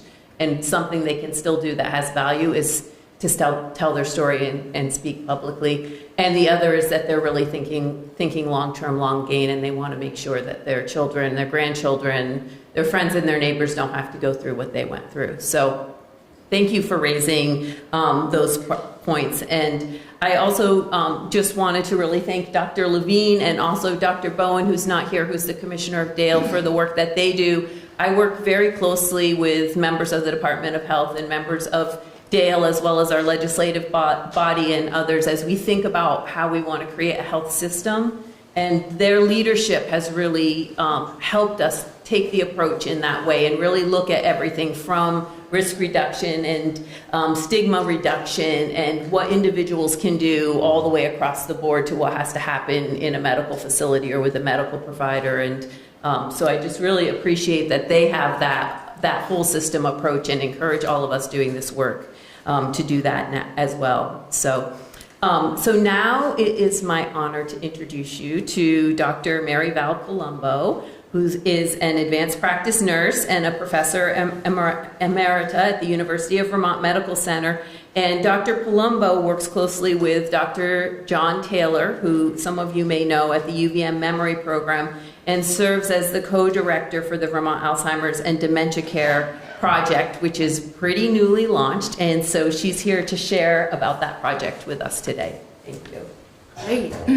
Well, I was also an incontinence specialist, so if you need to get up and go to the bathroom, this is quite a long time. And that's Tiffany's. Do you want to, who's in charge here? Oh, here we go. Okay. Is that, oh, okay. So first of all, I'd like to say it's so nice to be in a room of caring, smart people who've worked on this terrible problem for quite a long time. There was a group called the Hub and Spokes Alzheimer's Group that has been working behind the scenes on the project that I'm going to present to you and many other projects. And the last time I actually saw Dr. Levine in person was February of 2020. We were in his office because we couldn't find a conference room or something. I looked over at his standing desk. I was like, wow, that's a big standing desk. And he said, I may have to leave during the meeting because I might be called to Montpelier. He was called to Montpelier for the COVID crisis. I watched him on television for all through that. So thank you for your commitment to Alzheimer's disease. You had to take a little break and go deal with that COVID thing. It's wonderful to see you back. And all the other people who have just been committed to this for quite a long time. And it's nice to be in person, but thank you for COVID to open it up to people online, in your pajamas, whatever. This is an important topic, and we want you all to hear. So as we know, this is a growing problem in Vermont. We're anticipating 17,000 Vermonters diagnosed in just another year or so. But one thing that has come to our attention is that this population is really at high risk for hospitalization and emergency room visits. And reducing the hospitalization of this group to 19.1% from 23.5% is a healthy person's 2030 goal. So we are really focused in this project that I'm going to tell you about and trying to get people not hospitalized, not in the emergency rooms. And we're also acknowledging that the care of people with Alzheimer's and related dementia and their caregivers is complex and needs a team approach. And thank you, Dr. Salloway, and your wife for speaking about the role of nurses and other healthcare professionals, physical therapists, occupational therapists, navigators, case managers, because we need a team approach to this hard problem. So the purpose of the new program at the Memory Center was to implement this new model of caring at our specialty center. So we're a little bit clogged up at the memory program, and that's one reason why Dr.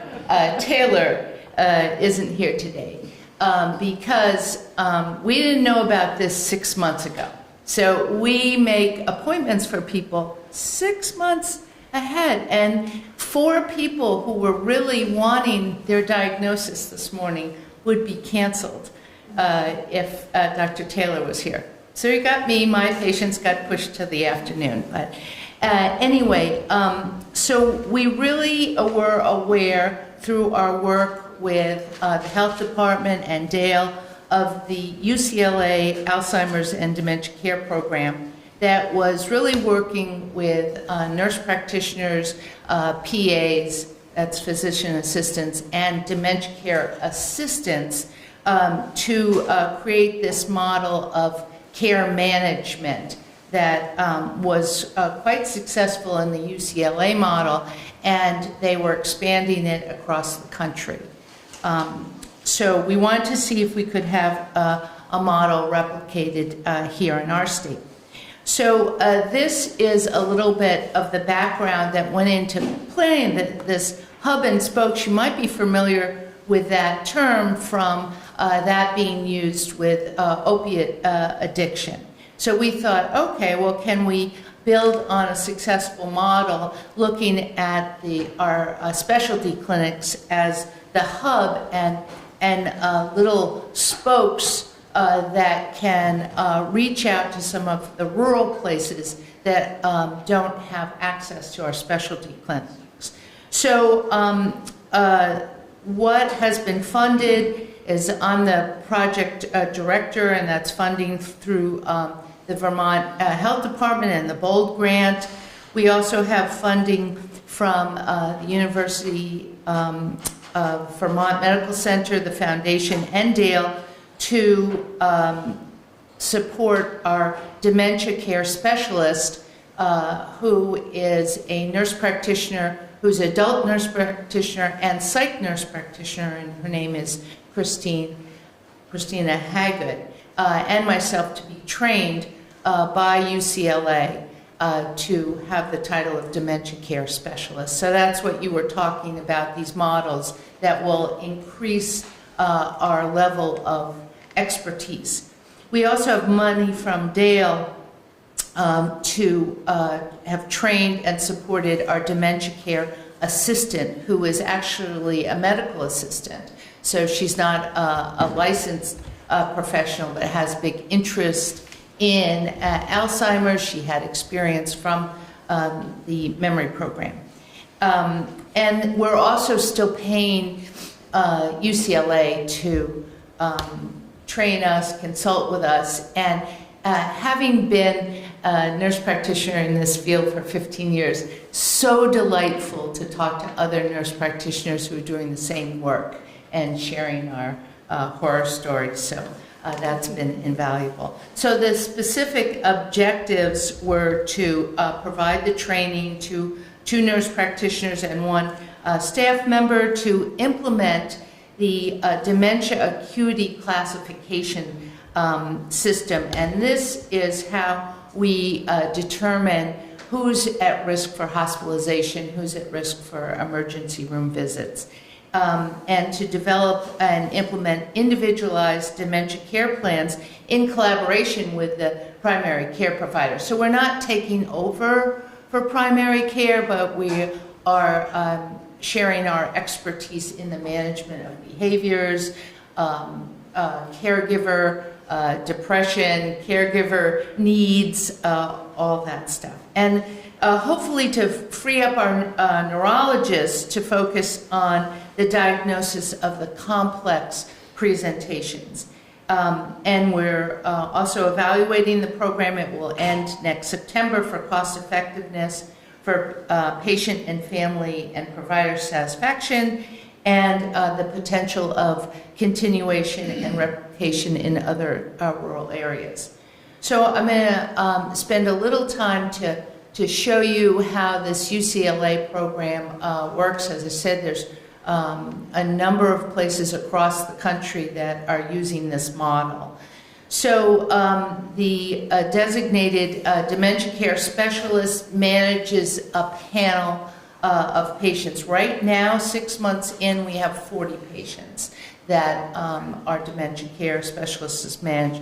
We have regular contact through phone calls, virtual visits, and in-person visits. And there are billing codes that do support that we hadn't been using in the past. They're more care coordination codes. So we're trying to make this a sustainable program. So this color-coded dementia acuity schedule is red being most at risk for hospitalization, yellow, some risk, and green, they're doing pretty good. So the red patients we are calling more frequently. We're calling their primary care providers and their care coordinators and other things. And we're also involved with the UCLA research to look at patient outcomes and caregiver outcomes and to demonstrate a return on investment.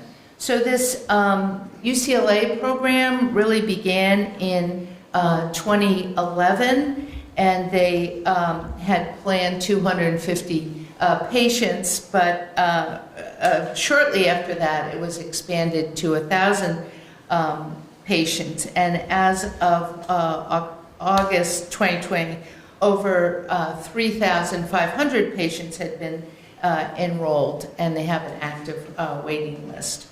So this is a little visual of how it works. Is we're really looking for people who have a diagnosis of dementia, either from our roles at the memory program or the primary care provider.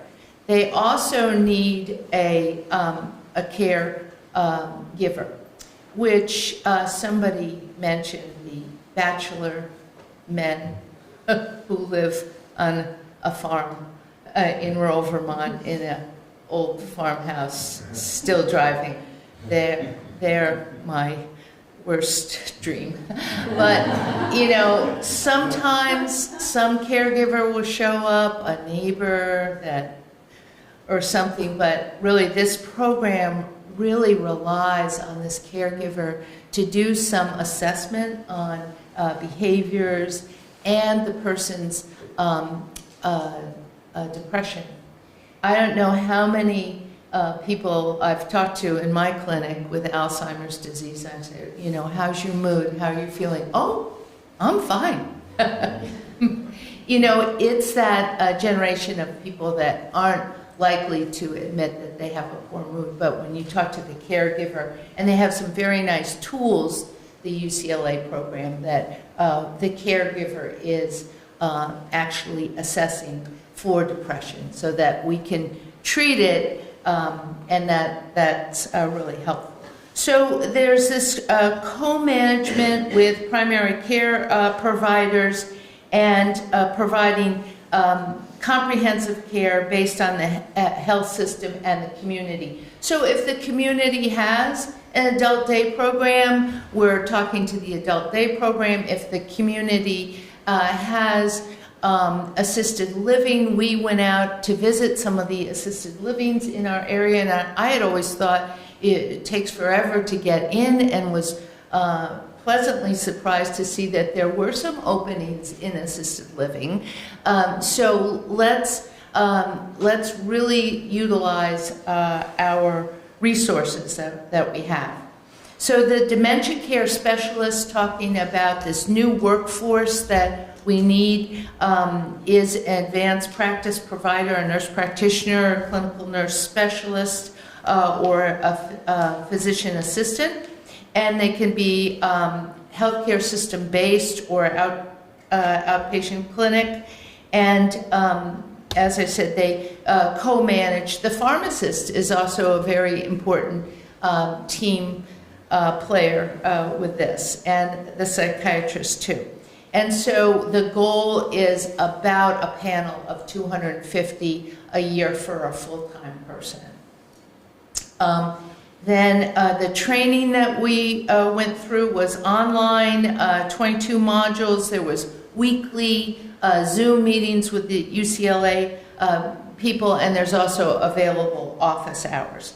The dementia care assistant could be a licensed nurse or social worker or non-licensed trained staff person. And this person in our pilot program is reaching out and doing some scheduling, also being communicating between the primary care provider and our specialists, and can really identify someone who's in crisis. This is a look at our acuity level classification system, very specific how someone gets classified as red, yellow, or green, and what the follow-up should be for these people. So that's been helpful for us. So right now we are conducting these in-person needs assessments and developing a plan, and it could be a plan that includes remote visits and monitoring and revising the plan as needed. So we're working with the area agencies on aging. Hospice, I think, is an untapped resource. So we're trying to encourage more families to sign up for hospice sooner than later when they qualify.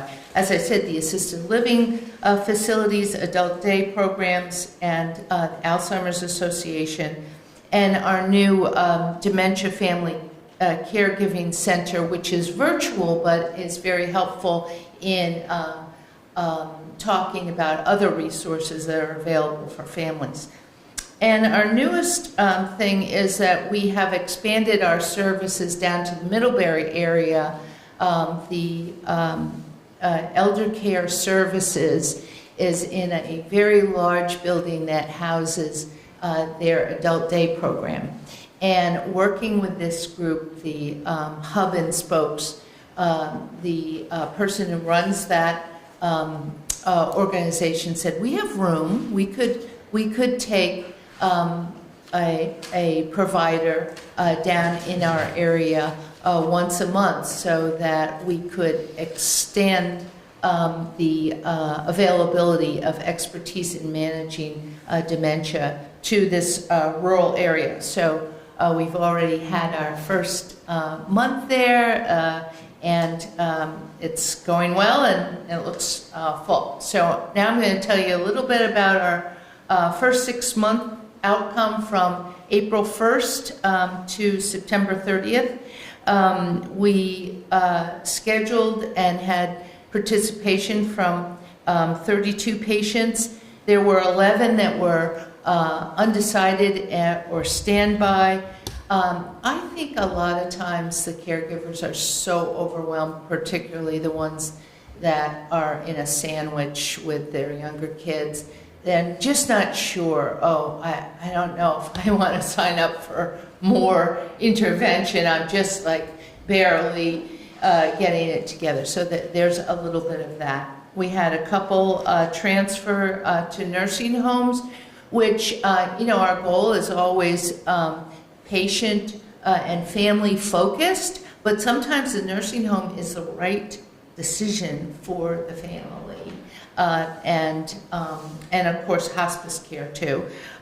We have had some inactives and had 6 scheduled already in Middlebury. So a total engagement of about 54 for the first few months. And this is our age range. No surprise, the 70 to 80-year-old group is the largest. And I have to say, at the Memory Center, we get a lot of people coming for a diagnosis, 85 years old, and the family is bringing them in. It's not that we don't want to see those people, but we feel that the primary care providers might be as equipped to make a diagnosis at that point. And we have done a lot of work, this little group, with the ECHO program, reaching out to primary care providers. We have online modules. We are available for consultation to help a primary care provider. And there's a lot of nurse practitioners that are providing primary care to make a diagnosis so that plans can start to be made. So we're talking about this problem out in the open. So this is the way the dementia acuity classification looked prior to our program. So looking green, yellow, red, the first column is the year before we started this program, and this is at the memory program. We had 68% the green. So we'll see in 6 months, call us if there's any problem. And only 5%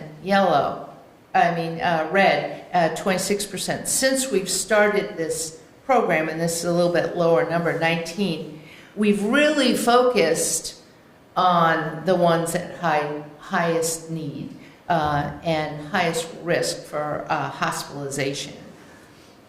So in 2023, the high-risk patients were found to have more emergency room visits, more falls, required an increased level of supervision, and their caregivers were experiencing more stress and having more safety concerns. And so just in starting this out, I think that the caregivers feel more supported. And this is just beginning, but we're hopeful. So in conclusion, this program aligns with the goals of providing the patient and family-centered and value-based care to avoid unnecessary hospitalizations and emergency rooms. And the last place you want to be if you have dementia is the emergency room, and God forbid you get admitted and sit there for a really long time. So that's our goal. So actually, time for questions.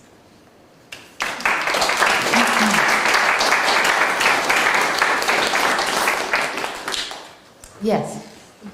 Yeah, so is this based on the guide model? I'm glad you brought that up. So Dr. Rubin at UCLA started this program before GUIDE. So GUIDE is a Medicare reimbursement program for providers who want to take on the dementia management. It's almost like kind of a packaged care. And Dr. Rubin and his group really informed the policymakers about that. And I think there's about 18 across the country that were allowed to be in the pilot project called GUIDE. And it will be over 8 years, and they'll look at outcomes. Did you apply for that?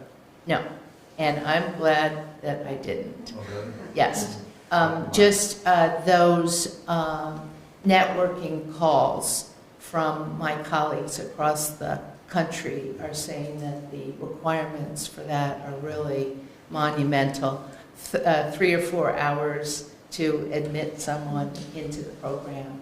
So, kind of glad I didn't raise my hand, but I think we're doing very similar work, and we're learning from their experience, and hopefully Medicare will learn from the experience too. Yes? Over the last 10 years, I've had annual physicals, and only one out of those have I had a screening for cognitive deficits. I don't know how to word this, but is it possible for you to, in your interactions with the primary care, to encourage them to do more screening?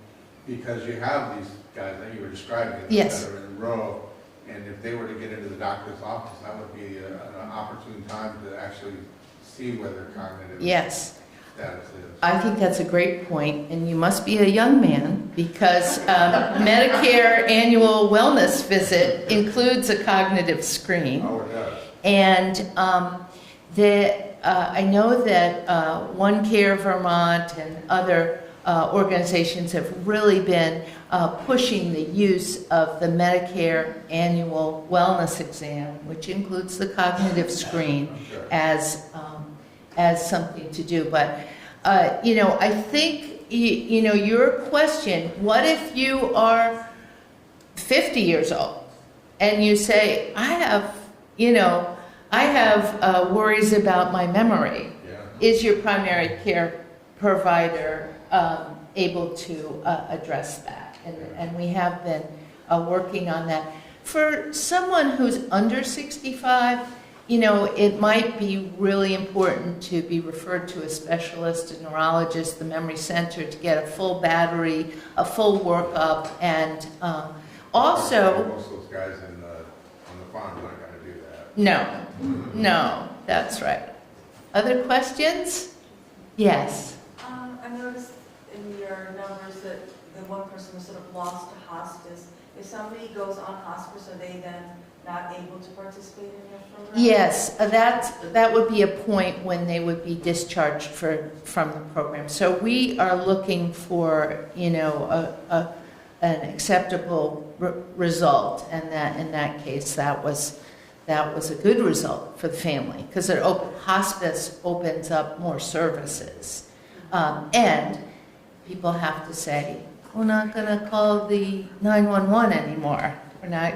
And sometimes that is such a big conversation, There's so many people in our memory care unit that are on hospice that are clearly not actively dying, that will be on hospice for a long time. And often, even though they're DNR, do not transfer, it's still a struggle. Families often are presented in that moment. Yeah, yeah, there's a lot of guilt and a lot of baggage about saying, no, we're not going to bring them to the emergency room anymore. Yeah, yes? I have a question about sort of the gap between resource availability and need. One of your slides is 17,000 Vermonters, right, projected. How many people can we currently support in Vermont at an adequate level relative to that 17,000 number? Well, that's a great question. I mean, I see gaps all the time. I see gaps in people who don't have any resources to consider assisted living, you know, and there's not enough adult day programs. And, you know, these aren't things that, you know, we're paying healthcare dollars for, but we really are, because they're going to show up in the emergency room or get stuck in acute care. And so it all comes out in the wash, but it doesn't seem like we've been able to close those gaps. That's my concern, is that I think of that 17,000 number, how many people can we deliver true excellence in care in our state? And it's a fraction of the 17,000 number. Yes. That's just going to get worse. So I feel like the whole conversation is awesome, but there needs to be this huge, well, this is my mom, who's been assisted living. Very apropos. Yeah. But I worry about that increasing divide, and what happens is you have a sliver of people who have the resources to get excellence in care, Yeah. and the vast majority just don't. Absolutely. And I feel like that's something that needs to be really Yeah. talked about. Yeah. Okay, who has the magic wand? Last question. My question is, what do you do about the disincentives from Medicare?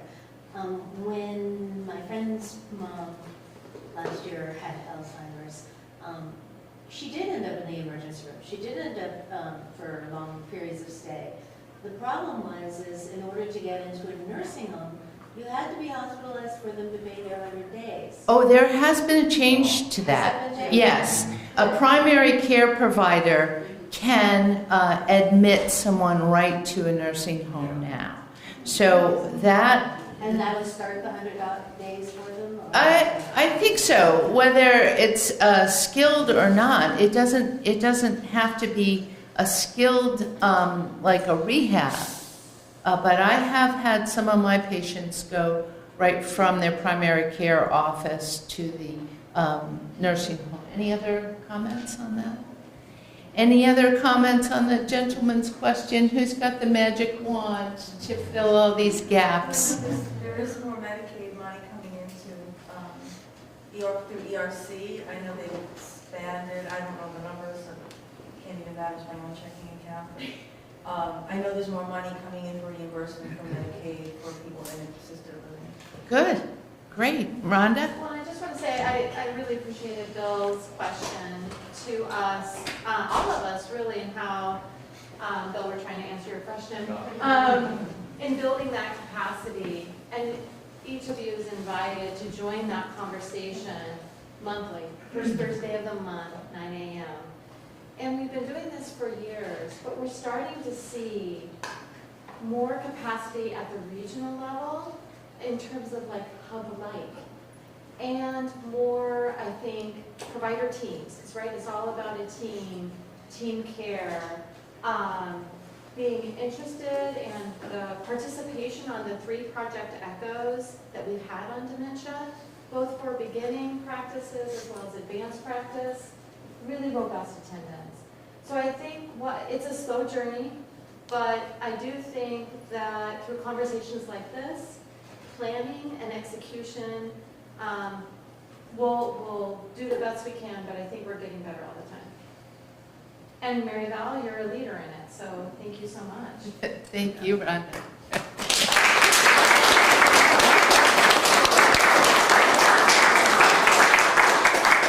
So thank you so much to Mary Val, and I echo what Rhonda said, and I think I'll just say that as we build the infrastructure, it makes scaling up easier. So all of these programs, ones that we heard about that we may be garnering inspiration from Dr. Soloway, the program Dr. Palumbo talked about at the UVM Medical Center, and a lot of work that's being done on the field is all about laying the groundwork so we can scale up. And then I can just put my Alzheimer's, not state of Vermont hat on here and say, this costs money. And older people typically do not get their share of our state's budget. And I loved when I met with Dr. Bowen, one of the things she said is that when we underfund programs for older people, the weight falls on the care partners' shoulders. And so I really appreciate that all of this work has drawn in the importance of not just including the care partner, but assessing their well-being as well so that they can live a healthy life for the rest of their life too. So invite all of you to join that.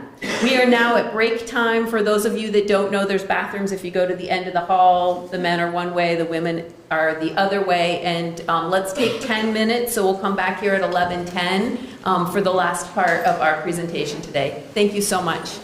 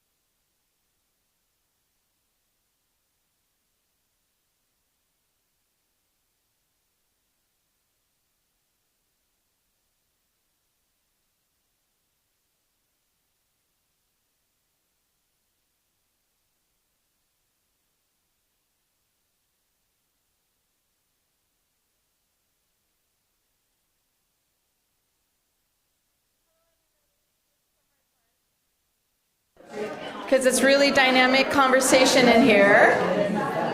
Just going to give you a minute.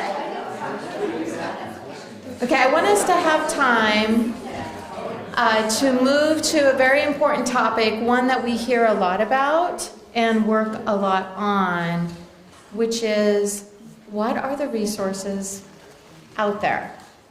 What, if I'm a primary care provider or advanced practice nurse or care coordinator, what can I tap into in order to help me do my job in brain health and also in dementia care? So we are so excited that through the Alzheimer's Association's hard work, a new state dementia coordinator position was created. And even more exciting is that we have the right person in it, Tiffany Palmer, who is amazing in her work in connecting the dots. So we're going to hear from Tiffany today. And we'll have time for Q&A as well. So over to you, Tiffany.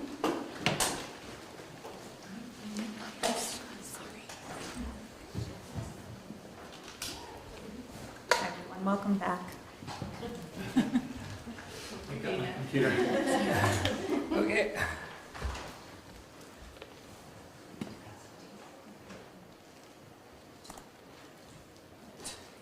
Presentation down here. Tiffany?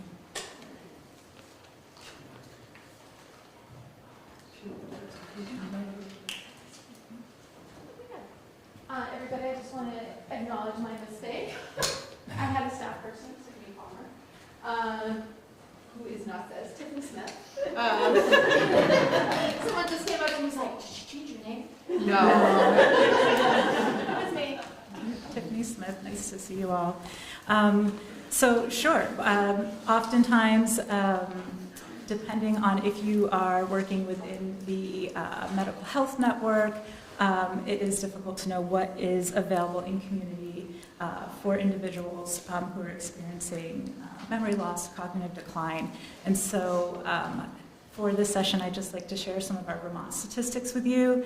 Then we'll look through community services and supports that are offered through a variety of funding sources and programs, and then a slide of resources. And I just want to share that in this presentation, we're using the word caregiver and care partner interchangeably, and it really just to reference any unpaid person. This could be a family member, a friend, a neighbor, who is assisting with or providing care to somebody with dementia.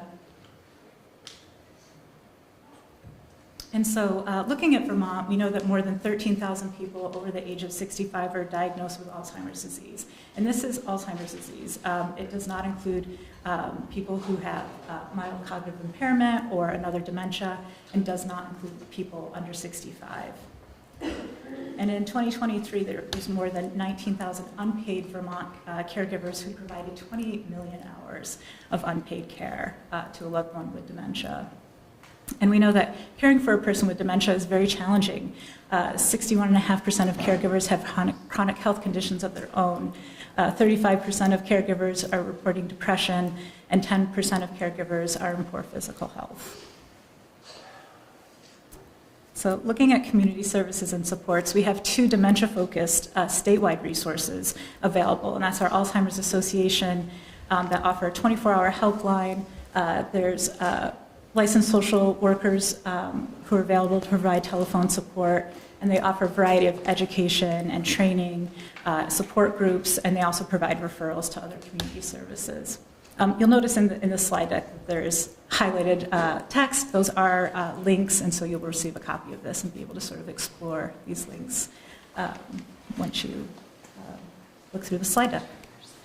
Another dementia-focused statewide resource is our Vermont Dementia Family Caregiver Center, and they offer evidence-based training and education. I'm going to talk a little bit about their programs that they offer there in another slide. They provide comprehensive consultations and referrals. So someone who goes to the center will meet with dementia-capable experts, and then they will also be able to refer them out to home and community-based services, as well as other clinical and medical services.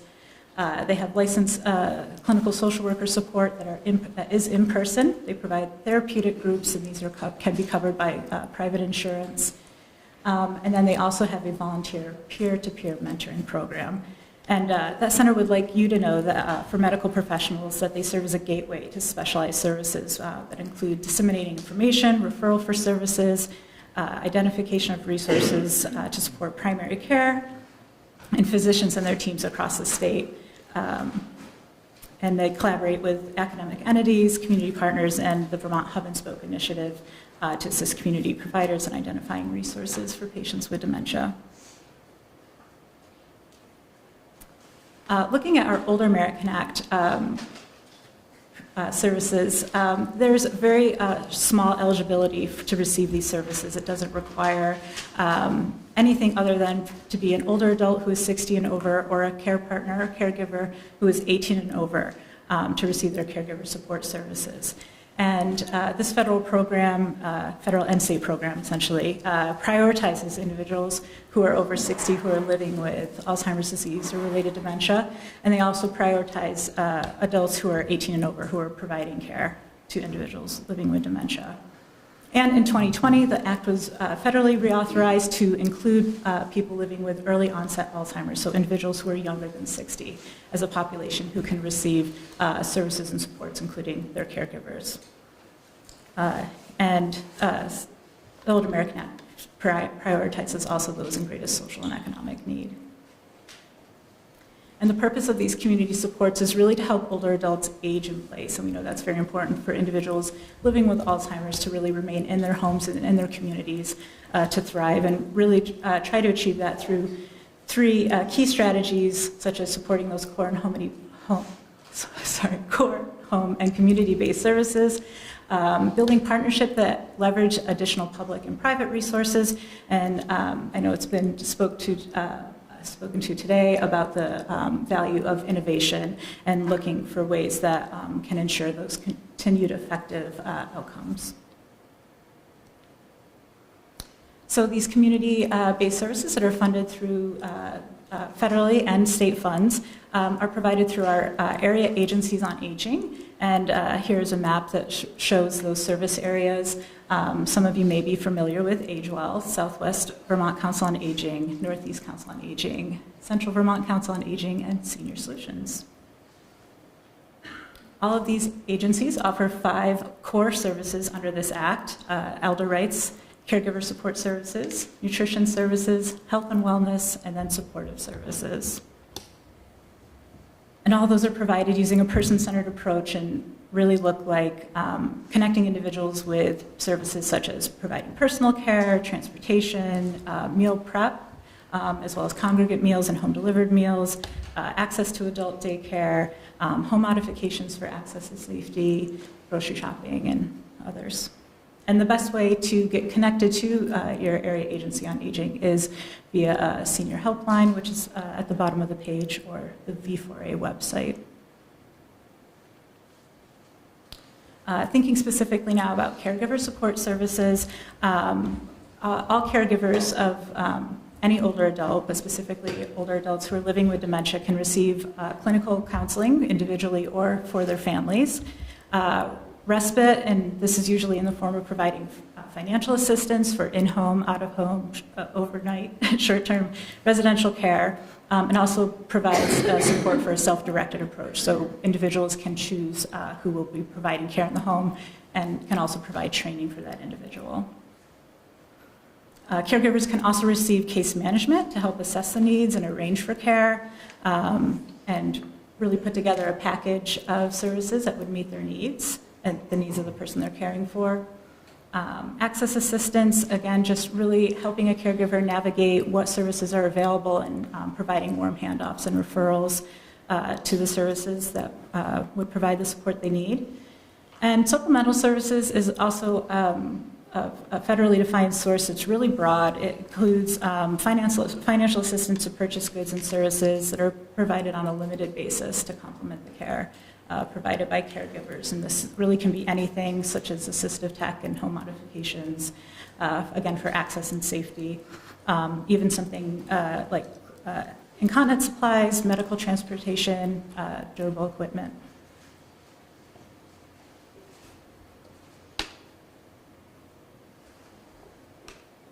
Another opportunity for caregiver support is through the Veteran Affairs Office. They have 2 programs to provide caregiver support. One is their CSP, Caregiver Support Program, which provides peer support mentoring, skills training, coaching. It is sort of the lowest barrier of caregiver support through the Veterans Affairs Office. They have another program that's comprehensive assistance for family caregivers, which does offer enhanced support, and there is eligibility that the VA will determine for those individuals needing care and caregivers, and it does provide a stipend. Another program that provides services and supports for individuals living with dementia is Choices for Care long-term care Medicaid program, and that does have a clinical and financial eligibility that is determined by the state. Once somebody is determined eligible and on program, they really have the option to receive care in-home, in an adult family care shared living home, a residential care, assisted living, really wanting to help individuals live in the setting of their choice that provides the care that they need. And there's also additional services that are available, such as case management, personal care services. And I provide some links here about eligibility and application process, but you can also find information through the AAAs on how to help individuals find out more information and consider applying.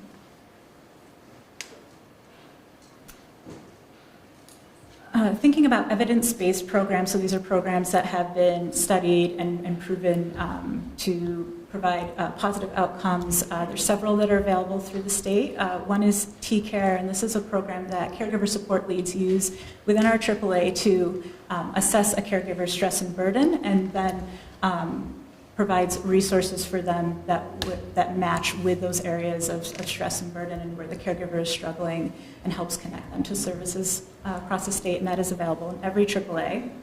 Home Meds, which is a home-based medication management program. Individuals will go into the home and just help individuals sort through prescription bottles and sort of reconcile what they might be currently prescribed, what might be some medications that they're no longer prescribed but are still in the cabinet, and really they don't need to be there. And that's available in right now 2 of our AAA regions. Tai Chi for arthritis and falls prevention, that is available statewide. True Alta is a new program, an online cloud-based system that 3 of our AAAs have utilized, that is accessible 24/7 to caregivers, and also provides some telephone and online support, but really covers all topics that caregivers might be searching for information on, whether it's how to manage behavioral symptoms, how to manage incontinence, or what are signs of cognitive impairment. PEARLS is a program to encourage active, rewarding lives and provide support to older adults who are experiencing later in life depression. And CARES is a program that is available through our Dementia Family Caregiver Center. Again, this is a statewide dementia-specific resource. It stands for Coaching, Advocacy, Respite, Education, Relationship, and Simulation. And so it is a program that not only provides training and education, but they have trained facilitators that organize a simulation of an experience of someone with dementia, so caregivers in real time and in a supportive environment can learn how to respond to challenging circumstances when caring for a loved one with dementia. TEACH stands for Training, Education, Assistance for Caregiving at Home, and is a little bit more of an initial program for caregivers who might be new to caregiving. And again, that's through our Dementia Family Caregiver Center, and that is available to individuals statewide. And Ageless Grace is a new program that's come out of our Central Vermont Council on Aging, and it is seated fitness, but exercises that are specific to target the body and the brain. And that can be attended by caregivers and the individual who is experiencing dementia. And we're also really proud to share some programs that we really consider as innovative around the state. One is a volunteer respite corps that has been developed by AgeWell in our northwest part of the state, where they have found volunteers who are very interested in providing respite. They've developed a curriculum to train them and support them through providing care, and they prepare them with families long-term. So they're meeting with families, determining if they're a good fit, and building a relationship where they're providing respite ongoing to that individual specifically and their family.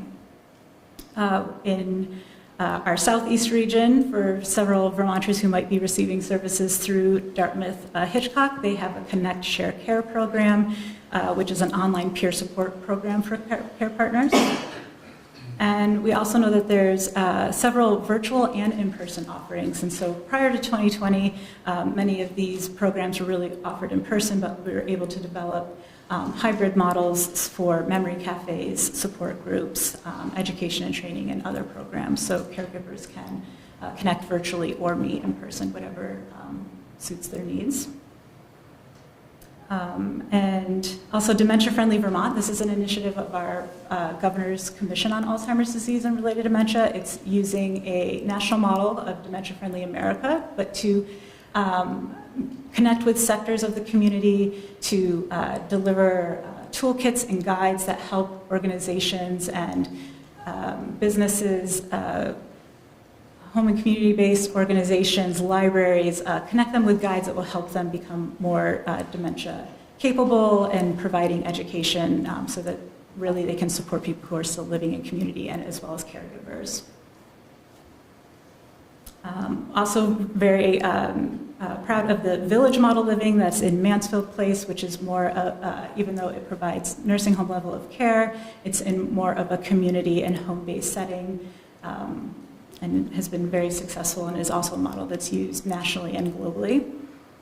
And the development of our hub and spoke model with electronic health record integration, and this is a group that meets monthly to really look at how dementia services on the clinical medical side and community side can coordinate and work together, and what models are being used that are successful, and how to sort of expand those and make them available to any organization that's interested. And also looking again at statewide resources, there's some additional community resources that can be explored. Certainly community and senior centers, depending on the region of Vermont, provide and create programs that are really specific to their communities and are great places to find resources and find support within community. Southeast Vermont has several regional cares communities, and Dummerston Cares, that's a link to their site, is one of them that, again, are really personalized services and help all individuals who are aging and their caregivers with different tasks in their community. Onion River Exchange Time Bank is an interesting model in central Vermont where people can donate service in time and then bank time to also then receive service and help around their home. Faith-based organizations are also a place that we recognize that there is individualized help depending on the region that individuals live in. And Front Porch Forum, although it's different region to region, it is a great place to sort of look for assistance or help or materials that one might need. And so really thinking of how communities themselves communicate with each other and can provide resources. In 2020, we did develop a virtual toolkit and guide document that is posted on our Dale website, but we've also shared this out with several partners. And so depending on caregivers' readiness to identify as caregivers or their readiness to reach out into communities, these are a series of links to virtual supports to help caregivers sort of see what is available, also some education that is available to help improve their caregiving skill set. And also provide support. And so these are various things like videos, if anybody's familiar with Teep of Snow, sort of what that is to provide support to someone to help promote the ease of personal care or communication, but also This could be phone apps that are readily available to caregivers. AARP Home Alone Alliance provides a lot of videos on how to assist with feeding or what it is to provide care in the home. And there's even a resource there for helping manage finances when caregiving becomes a financial burden. And so lots of good guides there. Also some virtual support communities that are national, and some of them have also state breakouts. But things that are accessible, whether it's virtual support or phone support, and listings of local support groups. And then supports for living in your home. We really want to make sure that caregivers know where to reach out when they're needing assistive devices or home modifications. And that is area agencies on aging. That is the best place to connect with the resources to purchase that work, and also find individuals that can help bring those items to your home. And again, within this virtual toolkit, sharing it with caregivers, the information on applying for choices for care in the long-term Medicaid. Also just taking this moment to share what is a list of our Aging and Dementia Services Network. These are organizations across the state, but I think it's certainly growing as we build more of a movement to increase coordination among organizations and make sure that services are provided regardless of if caregivers or individuals with dementia are coming in through health networks or coming in through community organizations. These are a list of other larger entities that can provide support.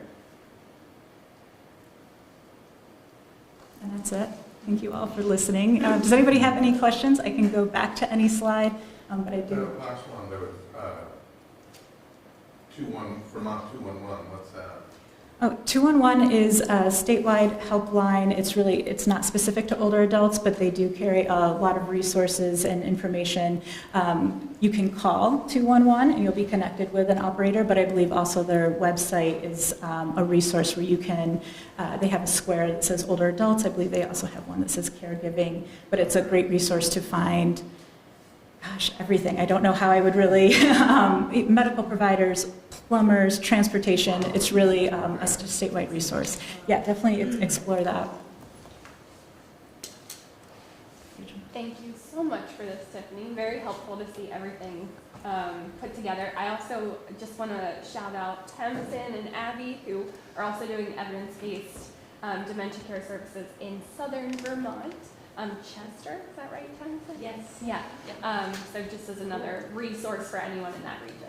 Thank you. Oh, wonderful. Yeah, and let's connect afterwards because I'd love to add you to this presentation and make sure we get you linked up on the resource page. So thank you. There you go. I'm curious about the dementia-friendly community. I observed that in New Zealand when I went to New Zealand, and they had kind of stickers on like a store, like a convenience store where the staff had been trained.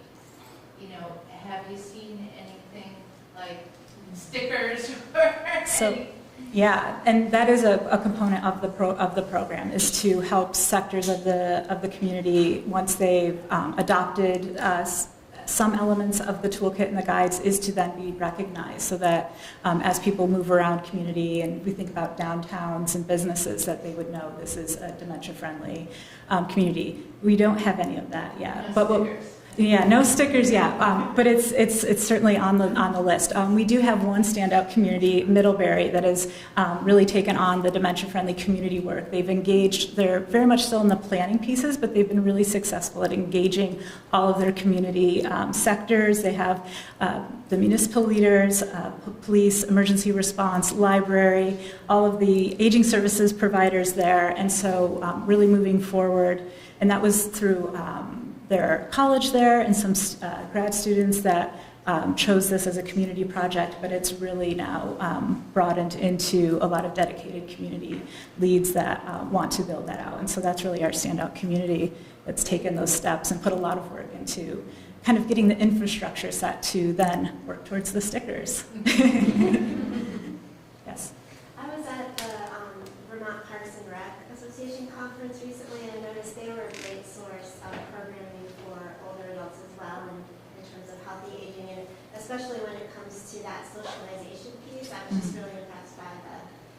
range of programs that were offered specifically for older adults towards healthy aging. So I just wanted to mention that too. Yeah, fantastic. Yeah, and I think that when we look at senior centers or community centers, as they're referred to in some places, there's so much going on that it's hard to capture it all in a slide, but really reaching out to whatever that organization is and where you live, there's so much more going on than what is even on our radar. I think that's my question. I've been texting my wife resources that have linked up on your slide, because she has all the parents right now. And I guess my question is there a single point of entry for Vermonters who could ask this sort of broad, well, I have aging parents, what should I do? Like, where do you start as a consumer in Vermont and talk to somebody that then somehow magically has knowledge of all the parks and rec? I had no idea. They somehow magically has all this knowledge and help guide them through and get the best possible sort of support. Like, how do we do that in our state? Yeah, so I think that really when we're talking about individual dementia, there's likely three main points of entry, and that is Alzheimer's Association, the Dementia Family Caregiver Center, and then the regional AAA.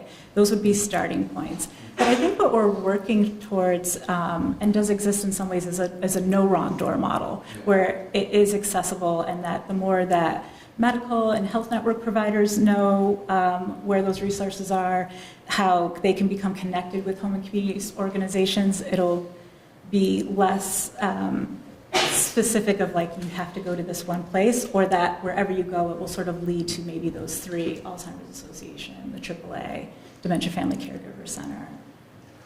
So a little bit difficult to map, but certainly anything, any questions around looking for services supports as you yourself are aging, as you're caring for someone who is aging, or finding yourself becoming a caregiver in maybe more and more involved ways, Area Agency on Aging it would really be a great place to start. And it's, a lot of this stuff is on websites, and you can sort of explore what it is, and then calling. Each agency has a helpline that can also kind of help dial you into a more specific support, like specifically transportation or nutrition, or what it is to find a congregate meal site or receive a home delivered meal. There's also a lot of support groups too, that people going through the same stuff can also provide information and direction on things that would help as well. It feels to me like it's not unique even to this space, but there's so many resources out there. They're all on different sort of siloed websites, with their own URL and their own acronym. There's so many. And I'm just looking for an easy button. Where it'd be nice to be like, here's who I am, and here are the needs I have, go. And then somehow like magically answers your questions for you and lists out all the services. That does sound great. Easy button does sound wonderful.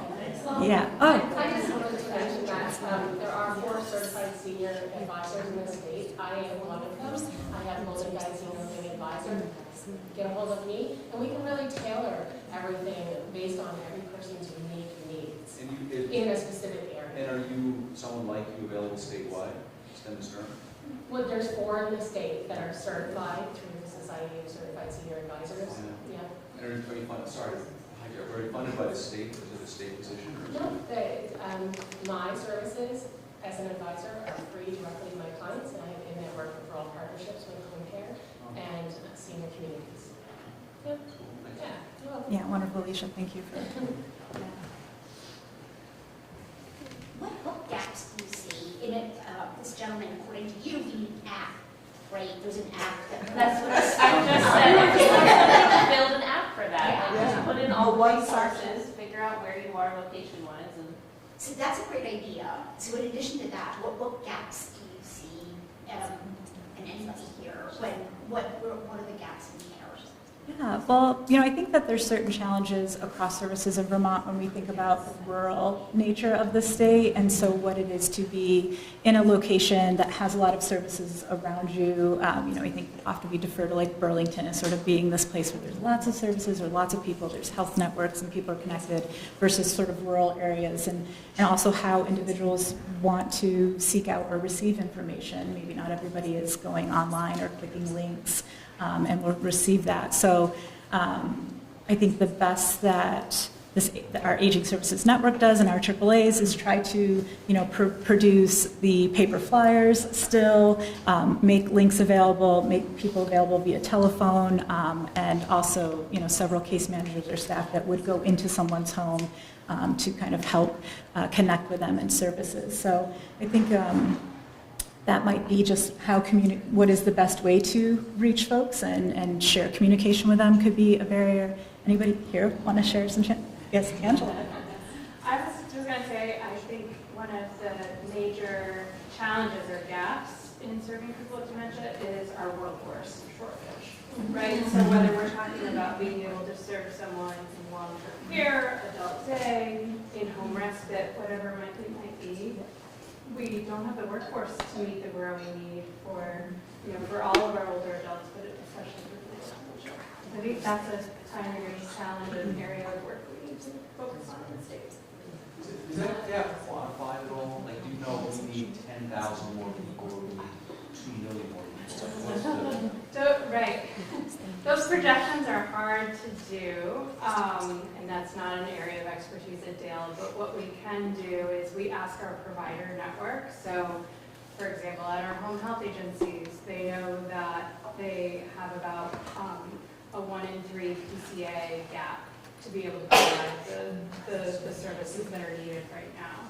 So we can quantify to some extent, Bill, but not the way that you're thinking about how many direct care workers do we truly need. They do that. We have national data on that, but not Vermont specific. One of the gaps that I see is availability of therapy for a caregiver where the therapist is already aware of how and what dementia is, so that when a caregiver comes for their first session, they're not having to explain the whole background and having to educate the therapist on what dementia is. Because if you can give a 10-minute spiel like you're talking about, that gentleman was talking about, and that therapist knows exactly where you are, they can jump into how can I support you as the caregiver versus this kind of education that seems to be backwards. Yeah, absolutely. And I would say the best resource for that right now would be the Dementia Family Caregiver Center, because they are dementia service experts, but they're also those clinicians that would, and they have the capacity to help people right now and do it statewide. But exactly, I agree. Rhonda? I have a question for the room. So how do people feel about, given the workforce challenge we have of integrating, whether it's robotic or other type of technological assistance for dementia support, dementia care? I think caregivers would appreciate it, but I think it'd be intimidating to the dementia resident themselves. Are you talking about telehealth, that kind of thing? Telehealth is a part of it, but I know there are pilots and maybe even now integrated services that, at least in hospital settings, are using robotic care. I read mostly about the detection of disease through, machine learning, and that's getting better and better. What I don't hear as much or read as much about is on the care side. So I thought, to ask you, a room of smart, experienced people, what you are seeing and hearing. So there's 2 things I have to say about that in regards to like robotics or electronics. One of the things that I think is really important is more of a proactive approach to health. So in the community we work in, we have a proactive approach to catching a person who might be at risk for falling, right? But that's not an intimidation to the resident that we're caring for. On the flip side, I'm not a proponent of robotics in regards to direct care, because I really believe in order to really value this vulnerable population, it has to be relationship-centered care, which comes from each of us. Right. Yep. I concur. So a lot of what you're talking about, I agree. If someone has an injury, you can show them on telehealth, this is what we're dealing with, what do you think? But in terms of trying to do the investigation of symptoms, face-to-face works better than anything else. And I think you, like, COVID brought that around, right? So in some cases, that's really good, but look at what COVID showed us as far as isolation. And so many of the populations that I work with are kind of isolated anyway. Oftentimes when I go into homes, just sit there and, oh, it's like a human body and I'm talking. Yeah. That's huge. Yes. So one of the things that we are working on as one of the efforts is to build more, as you heard today, more dementia, adult day, not just dementia, adult day centers, and increase the capacity to attend those that already exist. Well, you had a really exciting mention this morning just around when it is getting created. Do you want to mention that too? So there's a grant through an organization in Central Vermont that is working to create an intergenerational adult day center side by side with a child care center. So really that multi-generational model of adult day and child care where there can be connection and real growth and learning across the generation. So that they're in the planning stages because during the pandemic we lost an adult day in the Central Vermont area, and so that whole region is without adult day capacity. So that we're excited to see this new model, and potentially it could be a model for other places. I have one more question. This one's for you, Stephanie Smith, not Palmer. So sorry. Is what's on your wish list? Anything you want to mention that you see like, oh, really would like that for Vermont, whether it's equity of services? Yeah, well, equity of services is a huge piece. I think that in the last 7 months, meeting several people who are living with dementia, their caregivers, and also organizations supporting folks, that what might be available in one part of the state seems so alluring to them, and they really wish that they had that, and that it shouldn't be necessarily if you have to live in some specific area to receive a service. So certainly building, looking at those innovative models. I think our respite core is something that's in AHL that's been so successful, being able to expand that across the state, just knowing around workforce shortage that if there are volunteers that are willing to take on respite work and what that would mean across other areas of the state as it means to the folks who are participating in our Northwest region. Equity of services across the state, consistency would be wonderful. Definitely. Yeah. And I think that, and the other pieces too is just communicating the resources that are available. There's still so many people that I think might be caring for somebody who's newly diagnosed and just feeling like, oh, there's nothing. And so being able to make sure that they do feel that there are resources, especially in earlier stages of dementia, and really being able to get those supports before it becomes critical, and really being able to be integrated into community and services or earlier. Yeah. So hopefully when you receive the slide deck, my email is at the end. Please feel free to reach out to me. I'd love to connect with all of you and hear more about those barriers and challenges, and work to build out services in your area and provide toolkits and resources. Thanks so much. Thank you.